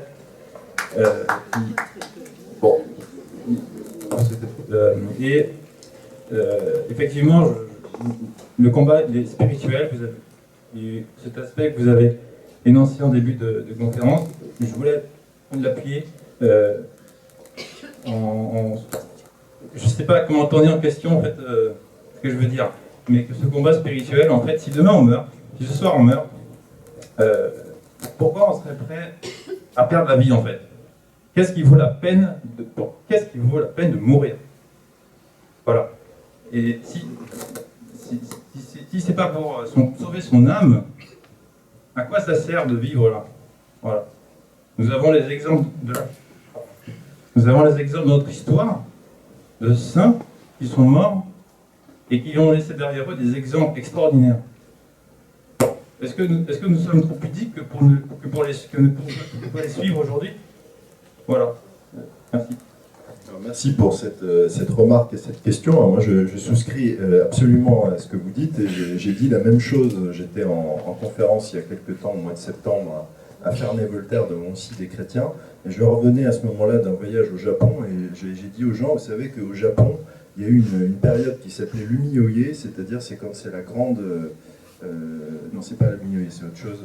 C'était la grande répression en fait des chrétiens au Japon. Et qu'est-ce qui se passait en fait? Là, on faisait l'Umi-Oye, c'est-à-dire que les hommes du shogun venaient dans des villages qui étaient chrétiens, on mettait un crucifix par terre, on disait maintenant piétinez-le. Et ceux qui n'étaient pas prêts à le faire étaient décapités sur place. La question, c'est dans cette salle, il y aurait des gens qui bloqueraient les portes, qui arriveraient, qui diraient maintenant vous piétinez un crucifix ou sinon vous ne ressortez pas vivant de cette salle. Ben, est-ce qu'on serait prêt à aller au martyr? C'est ça en fait, est-ce qu'on est prêt en tant que chrétien à aller jusqu'où on est prêt à aller pour notre foi? Est-ce qu'être chrétien c'est juste aller à l'église le dimanche ou est-ce qu'on est prêt à faire des sacrifices pour suivre le Christ et suivre son exemple? Je prétends pas donner de réponse ni pour moi ni pour vous, mais je pense que c'est quelque chose auquel il faut réfléchir et je pense aussi qu'il ne faut jamais oublier qu'être chrétien c'est pas quelque chose qui doit être confortable. Il y a l'écrivain C.S. Lewis qui a dit ça, qui a dit s'il y a une religion qu'il ne faut pas choisir si on veut être confortable, c'est le christianisme.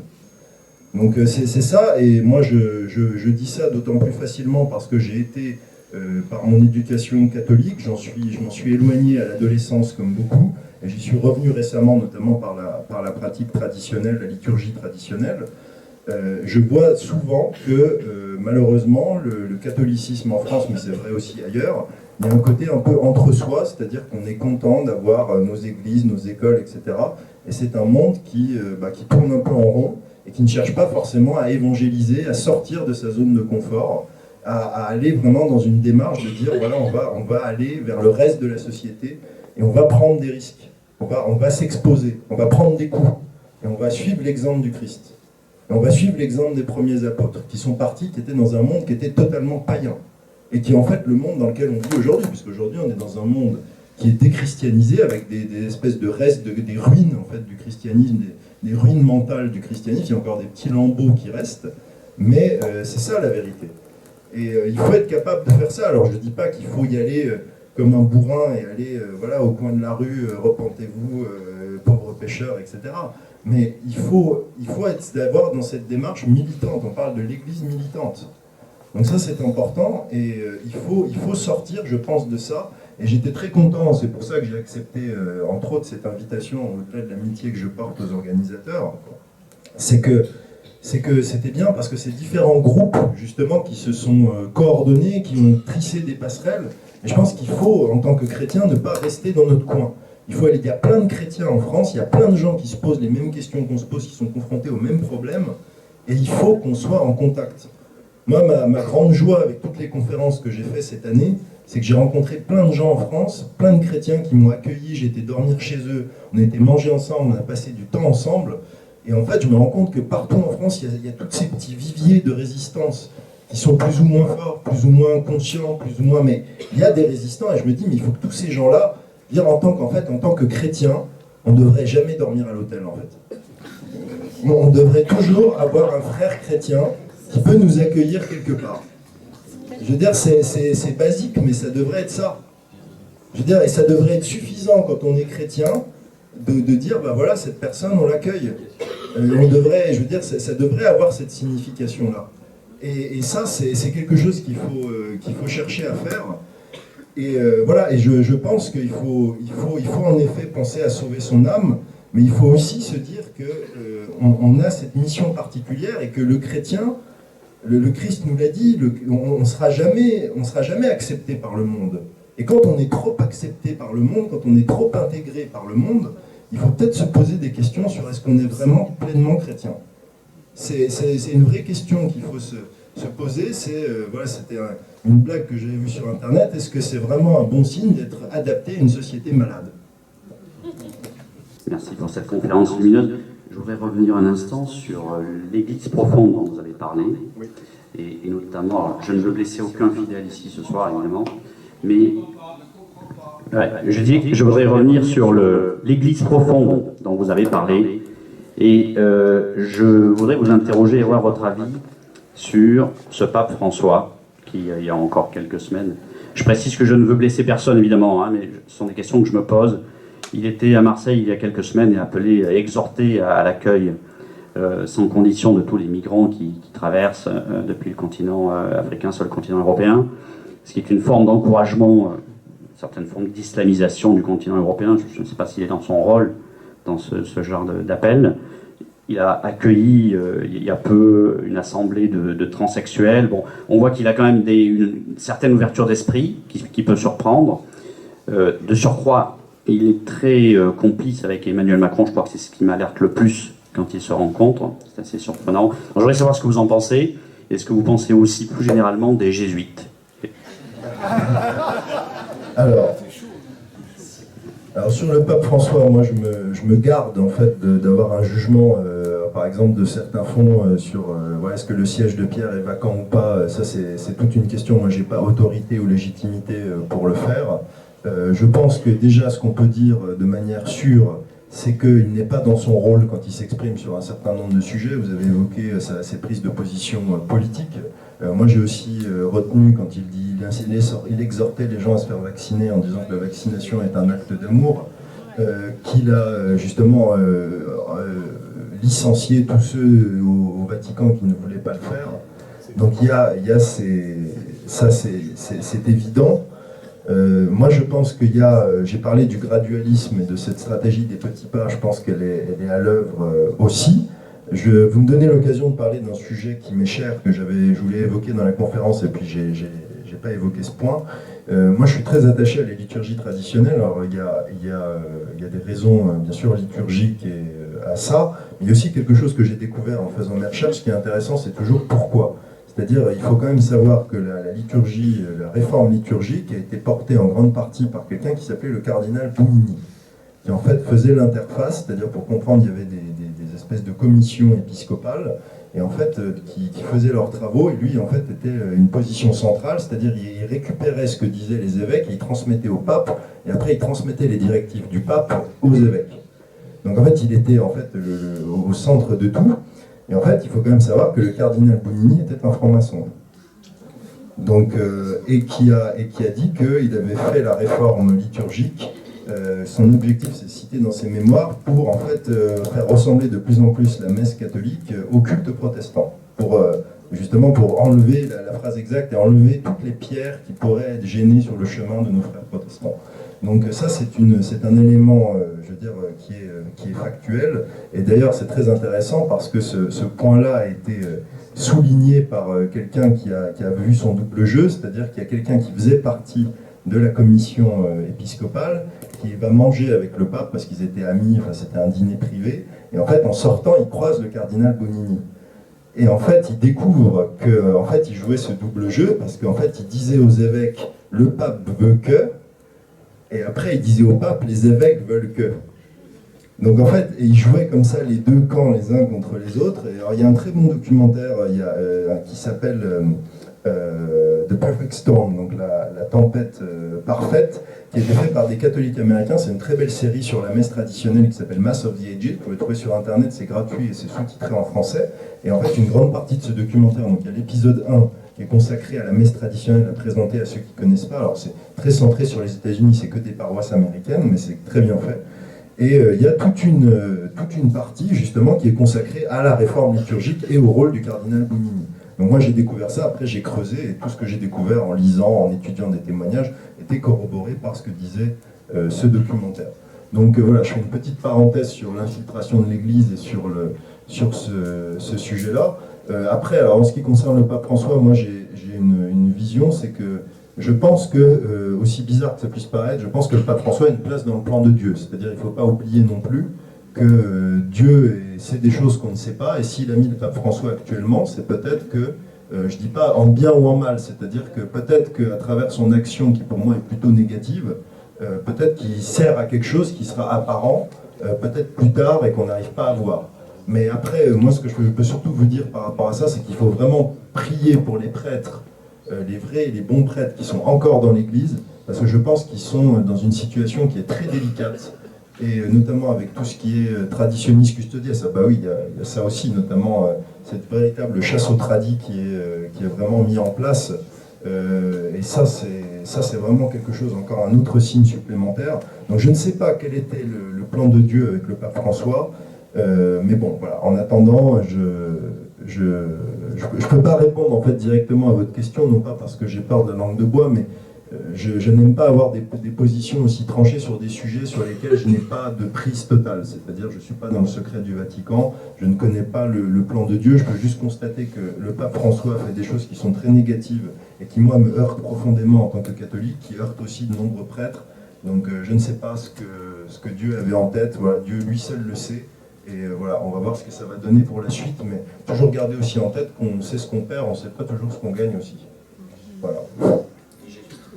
Ah, les jésuites, alors là franchement, j'ai pas de, non pas que c'est un sujet, j'entends tout et son contraire sur les jésuites. C'est-à-dire j'ai entendu que les jésuites sont responsables absolument de tout ce qui se passe, qu'en fait le mondialisme c'est eux, que c'est les espèces d'éminences grises en fait qui sont derrière tout ça. Donc, alors quand j'ai creusé ça, ça m'a vraiment interpellé.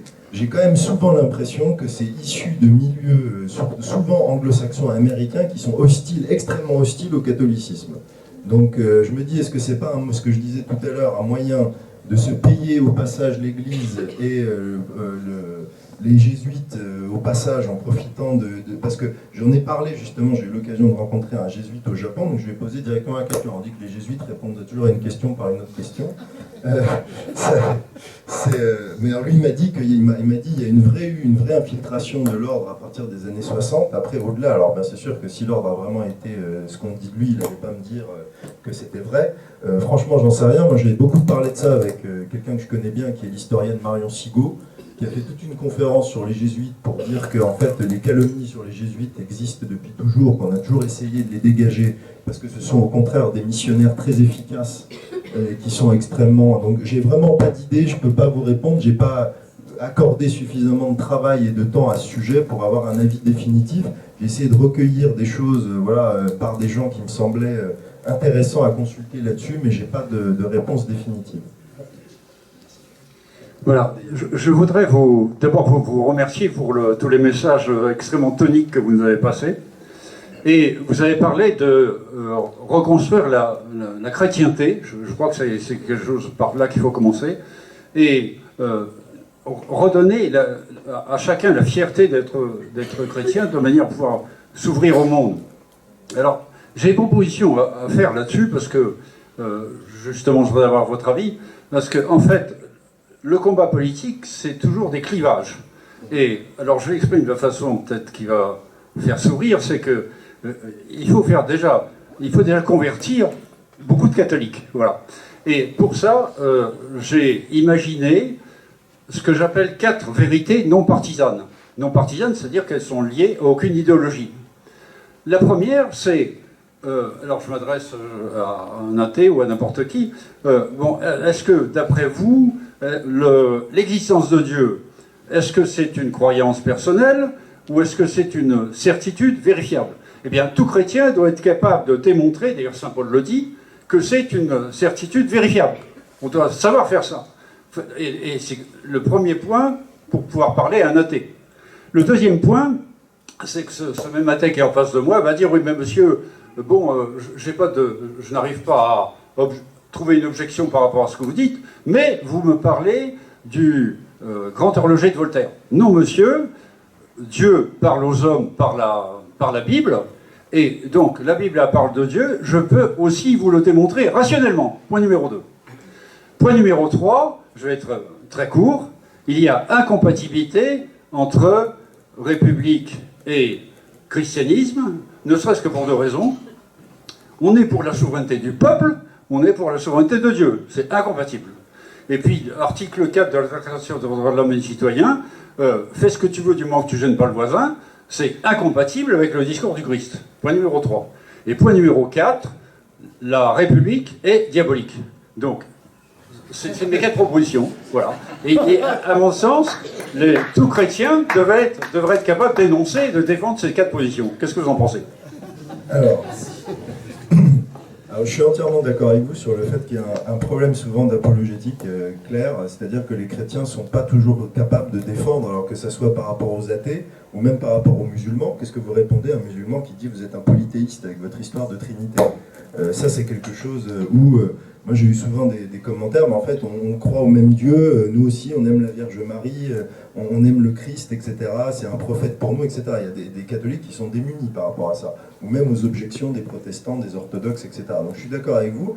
Après, sur vos 4 points, alors, moi, mon expérience, c'est qu'on ne convainc pas les gens avec des arguments. En fait, essayer de convaincre les gens en argumentant, ça ne marche jamais. En fait, les gens sont pas du tout capables de...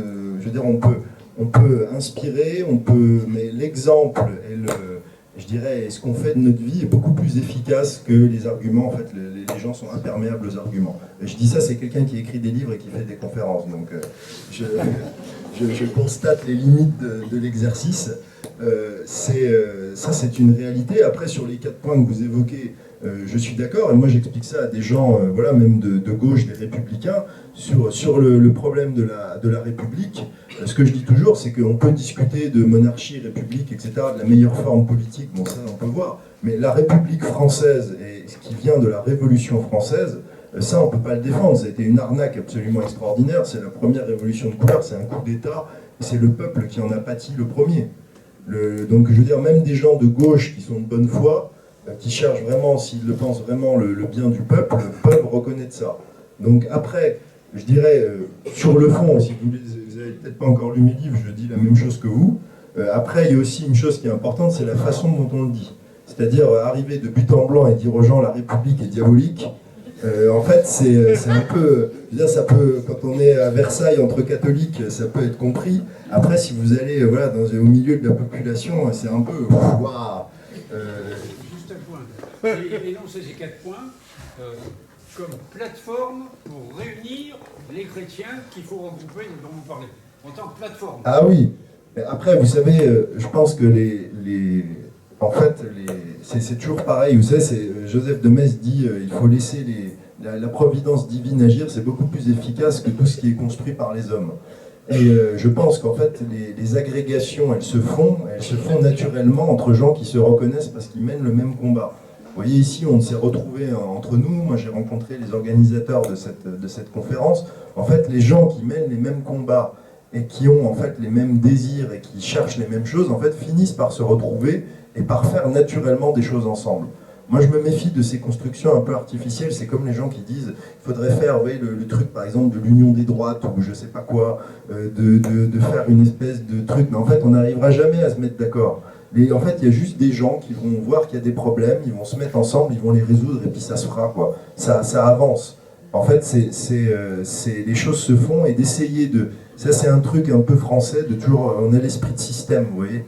Il faut, moi, je suis plutôt sur le côté très organique. Les choses se font organiquement. Il faut plutôt créer les conditions d'avoir des choses qui émergent et en fait de les encourager, je dirais comme un jardinier, c'est-à-dire il faut laisser les choses pousser, il faut tailler un petit peu, il faut corriger la croissance, mais il ne faut pas essayer de faire trop des jardins à la française. Vous voyez, j'aime beaucoup les jardins à la française, mais je pense qu'en matière de politique, il faut un peu faire attention à ça. Et en fait, les choses se font. Moi, comme je vous l'ai dit, je voyage beaucoup en France. En fait, je vois qu'il y a beaucoup d'initiatives qui partent du terrain et les gens organisent beaucoup de choses et ça se fait en fait. Les choses bougent sur place et en fait, les gens n'ont même pas besoin de mot d'ordre, de parti, etc.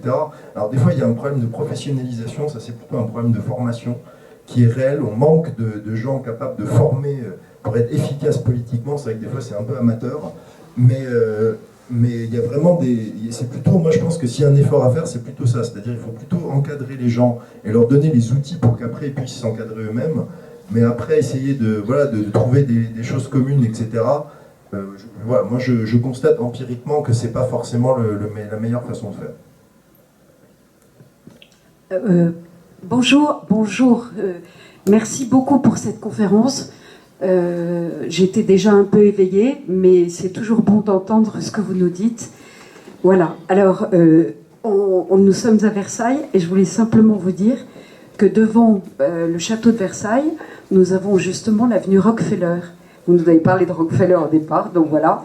Et puis pour parler du pape, vous pouvez tous regarder sur vos portables. Il y a eu quelque chose qui m'a terriblement choquée.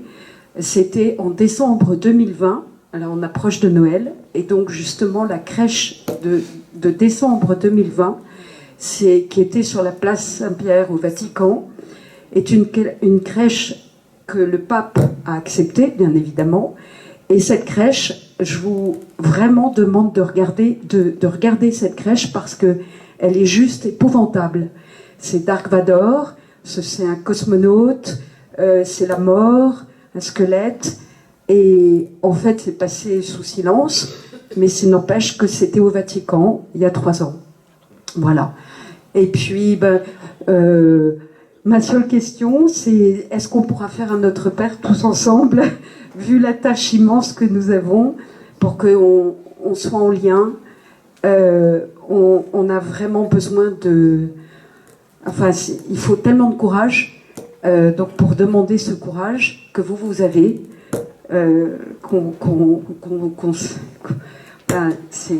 voilà. Voilà, il faut qu'on prie, mais voilà, avec des gens comme vous, on se réunit et merci. Écoutez, merci. Si vous voulez qu'on fasse un Notre Père, on pourra le faire à la fin quand on aura fini les questions. Alors pour rebondir sur ce que vous disiez sur Rockefeller, il faut savoir que c'est Rockefeller qui a contribué à la rénovation du château de Versailles. C'est pour ça qu'il a son avenue. Oui, et ça, le philanthropisme mondialiste, enfin philanthropisme qui sert toujours en fait des intérêts bien compris, ça c'est une technique classique. La fondation Bill et Melinda Gates fait la même chose. Voilà, en fait, Soros fait la même chose avec ses Open Foundation. En plus, c'est rigolo parce que tout ça, en fait, leur permet aussi de faire énormément de défiscaliser et de mettre aussi à l'abri de saisie éventuelle de leurs actifs. Parce que quand c'est dans des fondations, c'est un régime qui est beaucoup plus protecteur des actifs que... Donc voilà, c'est toujours de la philanthropie bien comprise. Oui, madame. Oui, je voulais juste dire qu'il y a un groupe qui s'est formé à partir de l'Autriche, il s'appelle la France Prix. Et à Versailles, pour que tout le monde le sache, tous les jours à 3 heures, devant le calvaire au dos de l'église Saint-Antoine, on récite le chapelet. Donc on est le seul groupe en France qui est tenu la France Prix, et tous les jours. Et il y a toujours quelqu'un, même que ce soit le 15 août ou à Noël. C'est pas forcément grâce à moi, mais voilà. Et ça tient toujours, et l'organisatrice est là, Gaëlle, derrière moi. Voilà. Et d'autre part, donc je pense que c'est très puissant, ce chapelet. Et donc voilà, s'il y en a qui veulent nous rejoindre, on n'est pas obligé d'aller tous les jours, hein, bien sûr, on vient quand on peut. Et d'autre part, je voulais savoir quel était un peu... parce que moi, je lis beaucoup le Courrier des stratèges, et j'ai un petit peu aussi, au départ, puis maintenant, mais suivi ce que faisait Juvin Brunet. Et je voulais avoir votre opinion sur cette autre résistance. Est-ce que c'est une vraie résistance? Est-ce que c'est une opposition contrôlée? Voilà. Alors, pour ce que vous dites de France Prix, moi, je souscris entièrement. Ça fait partie, je ne l'ai pas dit dans ma conférence, mais ça fait partie en fait des petites choses qu'on peut faire à la France Prix, c'est vraiment prier un chapelet en public. Et ça, c'est très important, c'est justement, c'est ce que je disais tout à l'heure, c'est-à-dire qu'en fait, une religion, c'est dans l'espace public. Je veux dire, c'est l'idée qu'on fasse une religion privée chez soi, ça n'a pas de sens. Une religion est toujours dans l'espace public. Et d'ailleurs, la blague, c'est que la République qu'on nous présente comme laïque est en fait pétrie de symboles maçonniques à 100%. Donc en fait, quand on nous parle de séparation de l'Église et de l'État, il faudrait plutôt la séparation de la franc-maçonnerie et de l'État. Je veux dire, mais c'est une réalité. Je veux dire, de la Déclaration des droits de l'homme, de la couleur du drapeau, de notre devise de liberté, égalité, fraternité, en fait, c'est un mensonge. À la limite, ça serait plus honnête de dire, bah écoutez, oui, la France est une république d'inspiration maçonnique. Voilà, c'est su, c'est clair, etc. Et on peut est-ce que c'est le projet que veulent les Français? Mais en fait, là, on nous vend quelque chose qui est censé être religieux ou laïque, et en fait qui est pétri de symbolique ésotérique, occulte, etc. Enfin, même chose avec les grands travaux de Mitterrand à Paris qui ont complètement, je veux dire, la pyramide du Louvre, la Grande Arche de la Défense, les colonnes de Buren, tout ça c'est une architecture occulte qui a quadrillé la capitale. Il faut en avoir confiance. Il y a un livre alors, qui est très difficile à trouver, mais vous pouvez voir la couverture, c'est François Mitterrand, grand architecte de l'univers. Donc, qui a été fait par Fait et Documents, mais c'est comme ça partout. Et le pire dans le genre étant quand même Washington DC, hein, la capitale des États-Unis avec cet obélisque gigantesque, et en plus qui se reflète dans le bassin. Donc ça, c'est ce qui est en haut et comme ce qui est en bas, c'est vraiment un principe alchimique complètement ésotérique. Et vraiment, je vous invite, en tant que chrétien, à vous intéresser. J'ai tout un essai dans le volume 3 de mes essais sur la symbolique occulte qui est omniprésente, comme vous savez la déchiffrer dans l'espace public, et tout ce qui touche à l'architecture. Et on sait qu'en plus, l'architecture, c'est quelque chose de très puissant, c'est ce qui impacte le plus l'esprit. C'est pour ça que tous les lieux de pouvoir ont toujours joué sur l'architecture, que ce soit la taille des salles d'audience, les escaliers, les grandes portes, etc. Il y a une puissance sur l'esprit humain de l'architecture et des symboles qui est complètement exploitée aujourd'hui. Donc voilà, c'est important qu'en tant que chrétien, on réinvestisse l'espace public avec des pratiques et des symboles chrétiens. Et moi, je dis toujours, c'est absurde. Moi, je suis bien sûr, je combats ça. Mais c'est absurde de reprocher aux musulmans de porter le voile et de faire des prières de rue. En fait, eux, ils sont dans le religieux. Ils font ce qu'ont toujours fait les religions. Je veux dire, c'est nous, alors là, on en est la France en est les victimes, mais c'est pas... Mais je veux dire, c'est ce que les catholiques devraient faire. Ça, c'est quelque chose, et on a complètement délaissé ça. Donc la France prie, c'est une initiative qui permet de faire ça. Moi, je l'ai fait très régulièrement là où j'habite. Et c'est intéressant parce que ça fait toujours réagir les gens. Ah bon, qu'est-ce que vous faites? Les gens sont interpellés, mais il y a encore des catholiques dans ce pays, c'est bizarre. On croyait qu'ils étaient tous morts. En fait, les gens découvrent ça, mais c'est comme la messe traditionnelle. Moi, ce que j'adore dans la messe traditionnelle, c'est qu'on rentre en procession. Donc déjà, les gens qui passent devant le parvis de l'église voient des enfants de chœur, ils voient des prêtres, ils voient un crucifix. Quand c'est le 15 août, on fait le tour du quartier, il faut refaire ça. Les processions, c'est génial. Je veux dire, tourner, faire le tour du quartier, le tour de la ville. Chaque année, il faut qu'il y ait 100 personnes de plus jusqu'à ce qu'à la fin, on ait tout le monde dans la rue. C'est ce qu'il faut faire. Et c'est pas pour rien, par exemple, qu'ils interdisent les fêtes des Lumières à Lyon, ce genre de choses, parce qu'ils connaissent le pouvoir de ça, du fait de rendre visible le christianisme. Donc il y a ça. Moi, je suis un grand fan aussi, je fais ça tout le temps maintenant, c'est de bénir le repas. Je fais ça à bénédicité, même quand je suis en repas d'affaires et tout ça, je dis, bah, si vous voulez le faire avec moi, on le fait.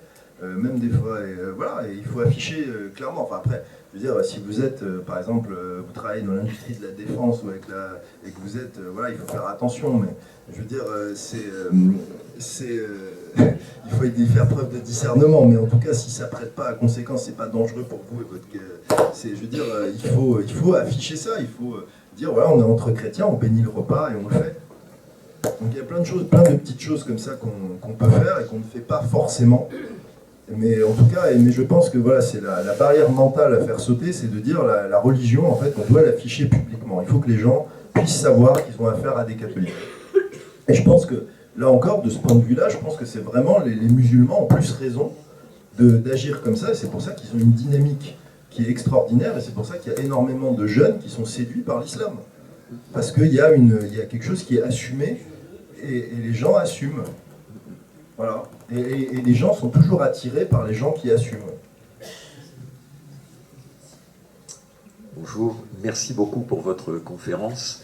Alors moi, j'ai une question qui est l'Église de France et les grandes communautés chrétiennes, pour moi, c'est un mystère.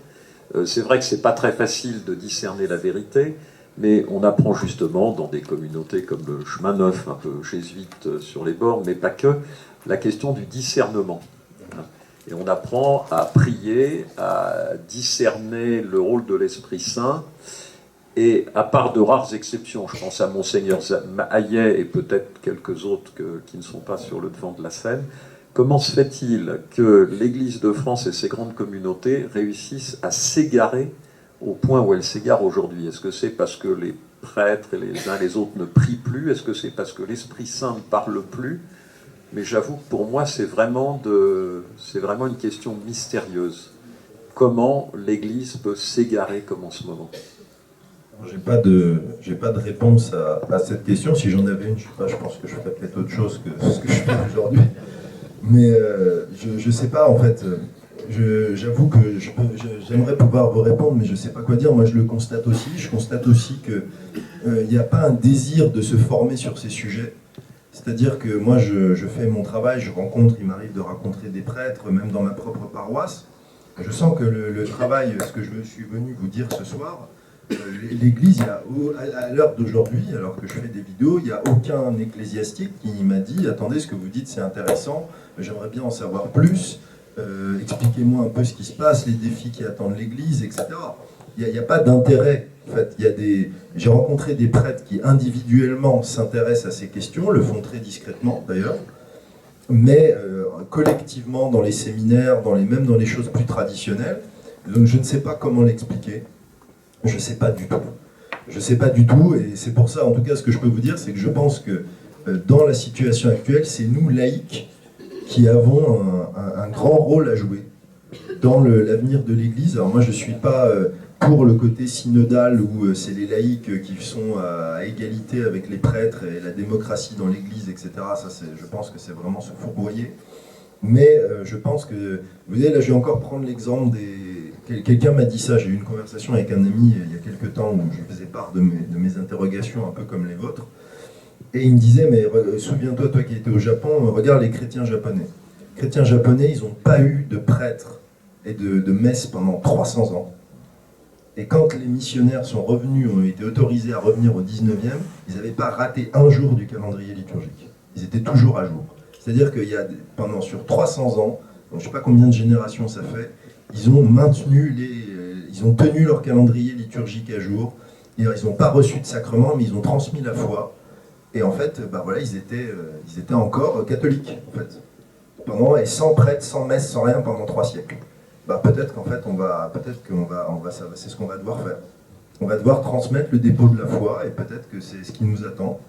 Je n'ai pas de réponse par rapport à ça, mais en France, on est quand même aussi très bien lotis, parce qu'on a quand même un dynamisme, on a quand même des communautés qui sont dynamiques avec des jeunes. Moi, je suis souvent assez étonné dans le bon sens quand je rencontre des jeunes prêtres et des jeunes séminaristes qui ont la vingtaine. Je trouve qu'ils sont beaucoup plus conscients de ces sujets que le sont même ceux qui ont 40 ans. Donc je pense que le durcissement qu'il y a dans la société impacte aussi les jeunes prêtres et joue aussi peut-être sur certaines vocations. Donc voilà ce que je peux vous dire. C'est la perte de la scolastique. Oui, c'est... En effet. Voilà ce que je peux vous dire. Alors, monsieur ? Oui, merci pour toutes ces informations. Alors, vous avez parlé du temps long, et je voudrais revenir sur cette ce socle formidable qu'est notre histoire de France, et en particulier, je focalise sur Jeanne d'Arc, dont la mission principale, outre la délivrance d'Orléans, était de faire sacrer le dauphin futur Charles VII à Reims. Et je pense que Jeanne d'Arc, c'est vraiment l'expression de la volonté divine sur la France. Et ma question, elle sera toute simple. Est-ce que Dieu aurait changé d'avis ? Alors, vous anticipez sur... Non, pas du tout. C'est ce que j'ai dit tout à l'heure. Je vous donne un peu un avant-goût. J'ai enregistré un entretien sur TV Liberté. J'ai terminé mon entretien par un avertissement sur exactement ce point que vous soulevez. En fait, je pense que Dieu fait ce qu'il a toujours fait, c'est-à-dire que si vous regardez l'Ancien Testament, il envoie des prophètes qui avertissent le peuple hébreu qu'il est en train de prendre un mauvais chemin. Je pense à Isaïe, à Ézéchiel et à d'autres. En fait, le peuple hébreu ne s'amende pas, donc il y a besoin d'une nouvelle alliance avec le Christ qui arrive. Mais en fait, je pense que la France est un peu dans la même situation, c'est-à-dire qu'il y a des prophètes qui nous ont dit, je cite souvent le testament de l'évêque Saint-Rémy, qui dit que tant que la France sera à l'église du Christ, elle sera victorieuse et glorieuse, et quand elle manquera à sa vocation, elle sera rudement châtiée. Donc il y a eu ça, il y a eu bien sûr toutes les apparitions mariales, Marie à la Salette qui dit que bientôt je ne peux plus retenir le bras de mon fils. Donc les Français, il y a eu bien des révélations privées, il y a eu des gens qui ont dit aux Français, si vous ne revenez pas à la foi, la France sera perdue. Donc après, Dieu nous laisse toujours une liberté. Donc nous on est conscients de ça, on essaye d'agir par rapport à ça. Et après, on ne peut pas forcer les gens à... Moi, j'essaye de faire ma part, j'essaye d'utiliser les outils qui sont à ma disposition, donc les réseaux sociaux qui permettent de contourner la censure des médias, des plateformes comme YouTube, les outils numériques qui permettent d'enregistrer une conférence comme celle-ci et de toucher des gens qui n'ont pas pu venir ou qui sont d'autres chrétiens en France qui sont loin. J'écris des livres que je diffuse moi-même puisque je veux contourner le système des éditeurs, etc., de leur censure. Donc il y a toutes ces choses-là qu'on peut faire. On peut utiliser tous les outils à notre disposition. Après, la balle, elle est dans le camp des Français, en fait. C'est-à-dire, est-ce qu'ils se laissent toucher par ce qu'on leur a dit? Est-ce qu'à un moment, ils ont un sursaut et se disent « Bah oui, en fait, peut-être toute la source de tous nos problèmes, c'est qu'on s'est détourné de Dieu. » Mais voilà, ça, c'est tous les problèmes. Et la Bible est remplie, en fait, de choses de ce type. Il y a même des gens qui ont vu le Christ et qui ont dit « Mais c'est qui ce guignol ?» Enfin, il faut quand même imaginer, vous avez le Dieu incarné en face de vous, vous n'êtes pas capable de vous en rendre compte, alors qu'il y a des miracles, qu'il prêche des choses que personne n'a jamais dites. Et il y a des gens qui sont restés de marbre par rapport à ça. Nous, on se dit « Mais ils étaient cinglés, ils ne savaient pas que c'était le Christ. » Bah oui, mais il y a des gens, ils sont peut-être rentrés chez eux, ils se sont dit « Ah, j'ai vu ce type, là, Jésus, raconter des trucs, mais n'importe quoi. » Et voilà, et pourtant, ils avaient Dieu en face d'eux et ils ne le savaient pas. Donc la balle est dans le camp des Français et on peut, à l'impossible, nul n'est tenu et on doit juste... Moi, ce que j'espère, en tout cas, je peux parler que pour moi, ce que j'espère juste, c'est quand je me retrouverai devant le Créateur, il ne pourra pas me faire de reproches, j'aurais fait tout ce que j'aurais pu faire et j'aurais fait de mon mieux pour transmettre sa parole. Après, je ne peux pas faire plus que les moyens dont je peux. Bonsoir. Donc, vous parliez tout à l'heure du socle électoral, enfin pas du socle électoral, mais des élus, par exemple, sur les communes qui pouvaient être élus, des chrétiens qui pouvaient être élus sur les communes. Mais selon vous, est-ce qu'il n'y aurait pas un socle électoral qui pourrait être fait par les chrétiens et qui pourrait permettre justement d'avoir un président élu chrétien au jeu, Alors, pour répondre à votre question, déjà, je pense que c'est une mauvaise idée de fonder un projet électoral sur le fait d'être chrétien. C'est-à-dire, je pense qu'il faut arriver vous me donnez l'occasion de revenir là-dessus, parce que je ne l'ai pas dit tout à l'heure, des gens qui voudraient être tentés par la politique, il faut, le fait d'être chrétien, je dirais, il ne faut pas qu'il soit caché, mais il ne faut pas que ça soit le cœur, parce que il faut toujours comprendre ce que je disais, c'est il faut donner aux gens ce dont ils ont réellement besoin. Les gens, ils veulent avant tout un maire. Ils veulent un maire qui résout les problèmes que pose la vie d'un maire, enfin la vie d'une commune. Donc après, si le maire est chrétien et que c'est un bon maire, ça c'est bien. Et je pense qu'il faut avant tout dire aux gens, je vais résoudre vos problèmes de sécurité, je vais résoudre vos problèmes de développement économique, je vais résoudre vos problèmes, je vais faire en sorte que vous ayez des infrastructures qui tiennent la route, que vos enfants soient dans des écoles qui ne soient pas pourris. Et après, si le maire est chrétien, en fait ça peut être positif pour certains, négatif pour d'autres, et ça sera surtout positif une fois que les fruits seront là, et les gens se diront, lui c'était un bon maire, et en plus il était chrétien, donc en fait, quand on a un chrétien maire, c'est plutôt mieux qu'un gars qui n'est pas chrétien. C'est plutôt dans ce sens-là. Après, au niveau du chef d'État, des élections un peu plus haut dans le système actuel, c'est clairement impossible. Le dernier chef d'État chrétien qu'on a eu, c'était Charles de Gaulle. Et même à l'époque, il se plaignait qu'il n'était pas soutenu par les chrétiens et par le clergé. Et même encore aujourd'hui, pour différentes raisons, il y a plein de chrétiens qui ne peuvent pas voir Charles de Gaulle en pointure. Donc, mais c'est le fait est que c'était le dernier chef d'État qui était chrétien. Et qui a même d'ailleurs, pour la petite anecdote, j'ai découvert ça récemment, qui avait fait restaurer à ses frais la chapelle de l'Élysée, qui a été ensuite, et qui était avant dans une salle d'attente, et qui après a été retrouvé cette destination par les successeurs de Gaulle. Donc c'est ça. Je pense qu'aujourd'hui, quelqu'un qui se présenterait en disant je suis un chrétien, votez pour moi et je vais sauver la France, je suis pas sûr. Il faudrait vraiment que ça soit, ou alors que ça soit une espèce de Jeanne d'Arc bis, vraiment que la France soit en danger mortel et que quelqu'un arrive en disant Dieu m'a donné la mission de sauver la France. Là, sur un jet de charisme, ça peut marcher. Mais après, je pense que ça serait plutôt d'avoir quelqu'un qui dira je vais vraiment avoir cette volonté de libérer la France de ce mondialisme, de résoudre les problèmes qui vous rendent inquiets pour votre avenir. Et en plus, j'ai cet ancrage chrétien qui fait que je défends aussi ça, il y a un fondement solide anthropologique derrière ce que je défends. Ce que fait en fait au fond Vladimir Poutine. Vladimir Poutine ne cache pas qu'il est chrétien, il assiste à toutes les messes, il va se baigner dans une croix dans l'eau glacée à chaque fois au Nouvel An. Ils ont fait construire une énorme cathédrale en banlieue de Moscou à la gloire des forces armées russes. Mais il ne parle pas du Christ et tous ses discours. Je veux dire, par contre, il a quand même fait ce discours quand même absolument incroyable. C'était en septembre 2022 où il dit quand même que l'Occident est gouverné par des principes sataniques. Il dit une religion inversée quasiment du satanisme. Moi, quand j'ai entendu ça, je suis tombé de ma chaise. Je crois qu'il n'y a pas d'exemple dans l'histoire d'un chef d'État de ce niveau qui est quand même dit en face l'Occident, vous êtes des adorateurs de Satan, enfin des suppôts de Satan. C'est quand même assez costaud. Et ce qui est génial, c'est que en fait, la plupart des Russes qui entendent ça disent oui, exactement. Exactement. Et même dans le monde arabe, ils disent Poutine, il dit la vérité. Et il est très apprécié. Et même en Chine, je ne sais pas comment l'actualité est traitée en Chine, mais j'imagine que c'est pris aussi. En fait, je pense que vous en avez conscience ici ce soir, la plupart, mais aujourd'hui, l'Occident et le modèle occidental, issu des Lumières, tout ce système-là, agit comme un repoussoir absolu. C'est-à-dire, plus personne ne veut nous ressembler, et ça, c'est une rupture extraordinaire, parce que toutes les élites, même les élites chinoises, les élites russes, même les Russes, il y avait cette espèce de complexe vis-à-vis de l'Occident et notamment vis-à-vis de la France en disant mais nous en fait on est des barbares, on n'est pas civilisés, il faut qu'on ressemble aux élites occidentales.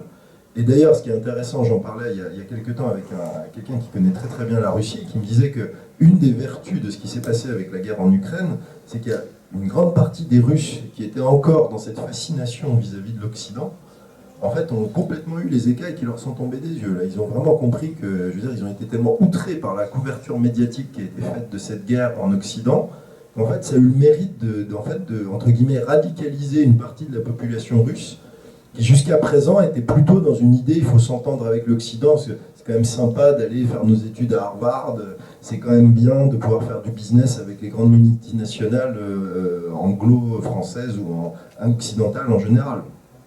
Donc, et voilà, donc je parlais de ça, pourquoi par rapport à votre question de chef d'État, je pense que c'est plus intéressant d'avoir des chefs d'État qui sont chrétiens, mais qui sont avant tout des chefs d'État, plutôt que dans l'autre sens, c'est-à-dire des chrétiens qui diraient « Ah bah oui, parce que je suis chrétien, je peux être chef d'État ». Je pense qu'il faut toujours, ce que je disais vraiment, c'est quel service on rend et quels sont nos devoirs. Et voilà, il ne faut pas oublier que quand on a un rôle politique, il faut résoudre les questions politiques pour lesquelles on est élu, en tout cas la tâche à laquelle on est appelé. Alors, il y a d'autres questions? Je suis là jusqu'à la fermeture du bar. Donc, Bonsoir. D'abord, merci pour votre appel à témoigner et à être chrétien avec courage et simplicité. Après, j'ai une réaction que je vais faire en deux choses très courtes. Une petite polémique et puis une question. La petite polémique, c'est comment vous pouvez nous prouver que vous n'êtes pas un agent de Klaus Schwab pour contrôler les gens qui sont contre l'ordre mondial. Et c'est un peu polémique parce que j'entends un peu que tout est Klaus Schwab. Et donc peut-être même vous. Et après, j'ai une question. C'est fondamentalement, le christianisme, c'est le Christ qui s'incarne et qui nous amène la révélation et l'alliance. Et comment dans ce monde moderne et comment dans ce combat que vous nous proposez, qu'est-ce qu'on doit aller rechercher dans l'évangile? L'évangile qui nous dit secouez la poussière de vos sandales quand les gens ne vous écoutent pas. L'évangile qui dit arrêtez de faire des grandes processions et vivez votre foi. Enfin, qu'est-ce qu'on doit aller chercher dans l'évangile aujourd'hui pour ce combat? Alors bon, pour la question, est-ce que je suis une opposition contrôlée? Ça, je ne vais pas répondre parce que, je veux dire, je peux vous dire juste que je suis sincère dans ce que je fais et que je ne suis pas un agent contrôlé par Klaus Schwab. Ça, je peux vous le garantir. Ensuite, pour la question, qu'est-ce qu'on doit prendre dans l'évangile? C'est vrai qu'il y a des choses qui peuvent paraître contradictoires. Il y a des chrétiens qui disent laissons le monde. Ça, il y a quelqu'un qui s'appelle Rod Dreher qui a écrit un bouquin qui s'appelle L'option bénédictine, qui dit en fait il faut laisser le système s'effondrer et se retirer. Bon, moi je suis pas tout à fait d'accord avec ça parce qu'on n'est pas dans la même situation qu'au IVe siècle et je pense au contraire que c'est même dangereux parce que si en fait on s'empare pas des leviers de l'État, d'autres le feront à notre place. Si on n'occupe pas l'espace public, d'autres le feront à notre place. Donc après moi je constate juste que c'est, je dirais par exemple les processions, que marcher, faire connaître notre présence dans l'espace public, ça porte du bon fruit. Voilà, ce que je voulais vous dire, c'est pour moi le guide de l'évangile, c'est vous les reconnaîtrez à leurs fruits. On regarde les fruits que ça donne. Moi, pour vous répondre indirectement à votre première remarque, moi, le fruit que porte mon travail, c'est que de temps en temps, il y a des gens qui viennent me voir et qui me disent merci pour ce que vous faites. Grâce à vous, je suis retourné à la messe. Bon, ça arrive de temps en temps. Je me dis, même si j'ai ramené une personne à la messe, ce que je fais n'est pas totalement inutile, quoi. Donc, voilà. Bien, merci Stanislas. Nous allons arrêter pour les questions. Vous avez maintenant tout le loisir de venir faire dédicacer les livres qui vous intéressent. On va prier avant, effectivement. Merci de me faire signe, madame. Et puis, je veux simplement vous annoncer donc notre prochaine conférence. C'est sur la projection d'un film de notre ami François-Xavier Dubessé sur les guérisons à l'église Saint-Nicolas-des-Champs à Paris, le 23 janvier. C'est à l'église Sainte-Jeanne d'Arc, la salle de l'église Sainte-Jeanne d'Arc. Mais vous serez, si vous êtes là ce soir, c'est que vous devez recevoir nos invitations. Si vous ne recevez pas ou si vous l'avez su par le bouche à oreille, donnez à Emmanuel votre adresse mail de manière à ce qu'on puisse continuer à vous informer. C'est du Saint-Esprit. Notre Père, qui es aux cieux, que votre nom soit sanctifié, que votre règne arrive, que votre volonté soit faite sur la terre comme au ciel. Donnez-nous aujourd'hui notre pain de ce jour. Pardonnez-nous nos offenses, comme nous pardonnons aussi à ceux qui nous ont offensés. Et ne nous laissez pas succomber à la tentation, mais délivrez-nous du mal. Amen. Alors je veux aussi qu'on profite, comme aujourd'hui, c'est Notre-Dame de Guadeloupe, peut-être dire aussi un Je vous salue Marie. Voilà. Je vous salue Marie, pleine de grâce, le Seigneur est avec vous. Vous êtes bénie entre toutes les femmes, et Jésus, le fruit de vos entrailles, est béni. Sainte Marie, Mère de Dieu, priez pour nous pauvres pécheurs, maintenant et à l'heure de notre mort. Amen. Merci à vous, Père, du Fils et du Saint-Esprit. Amen.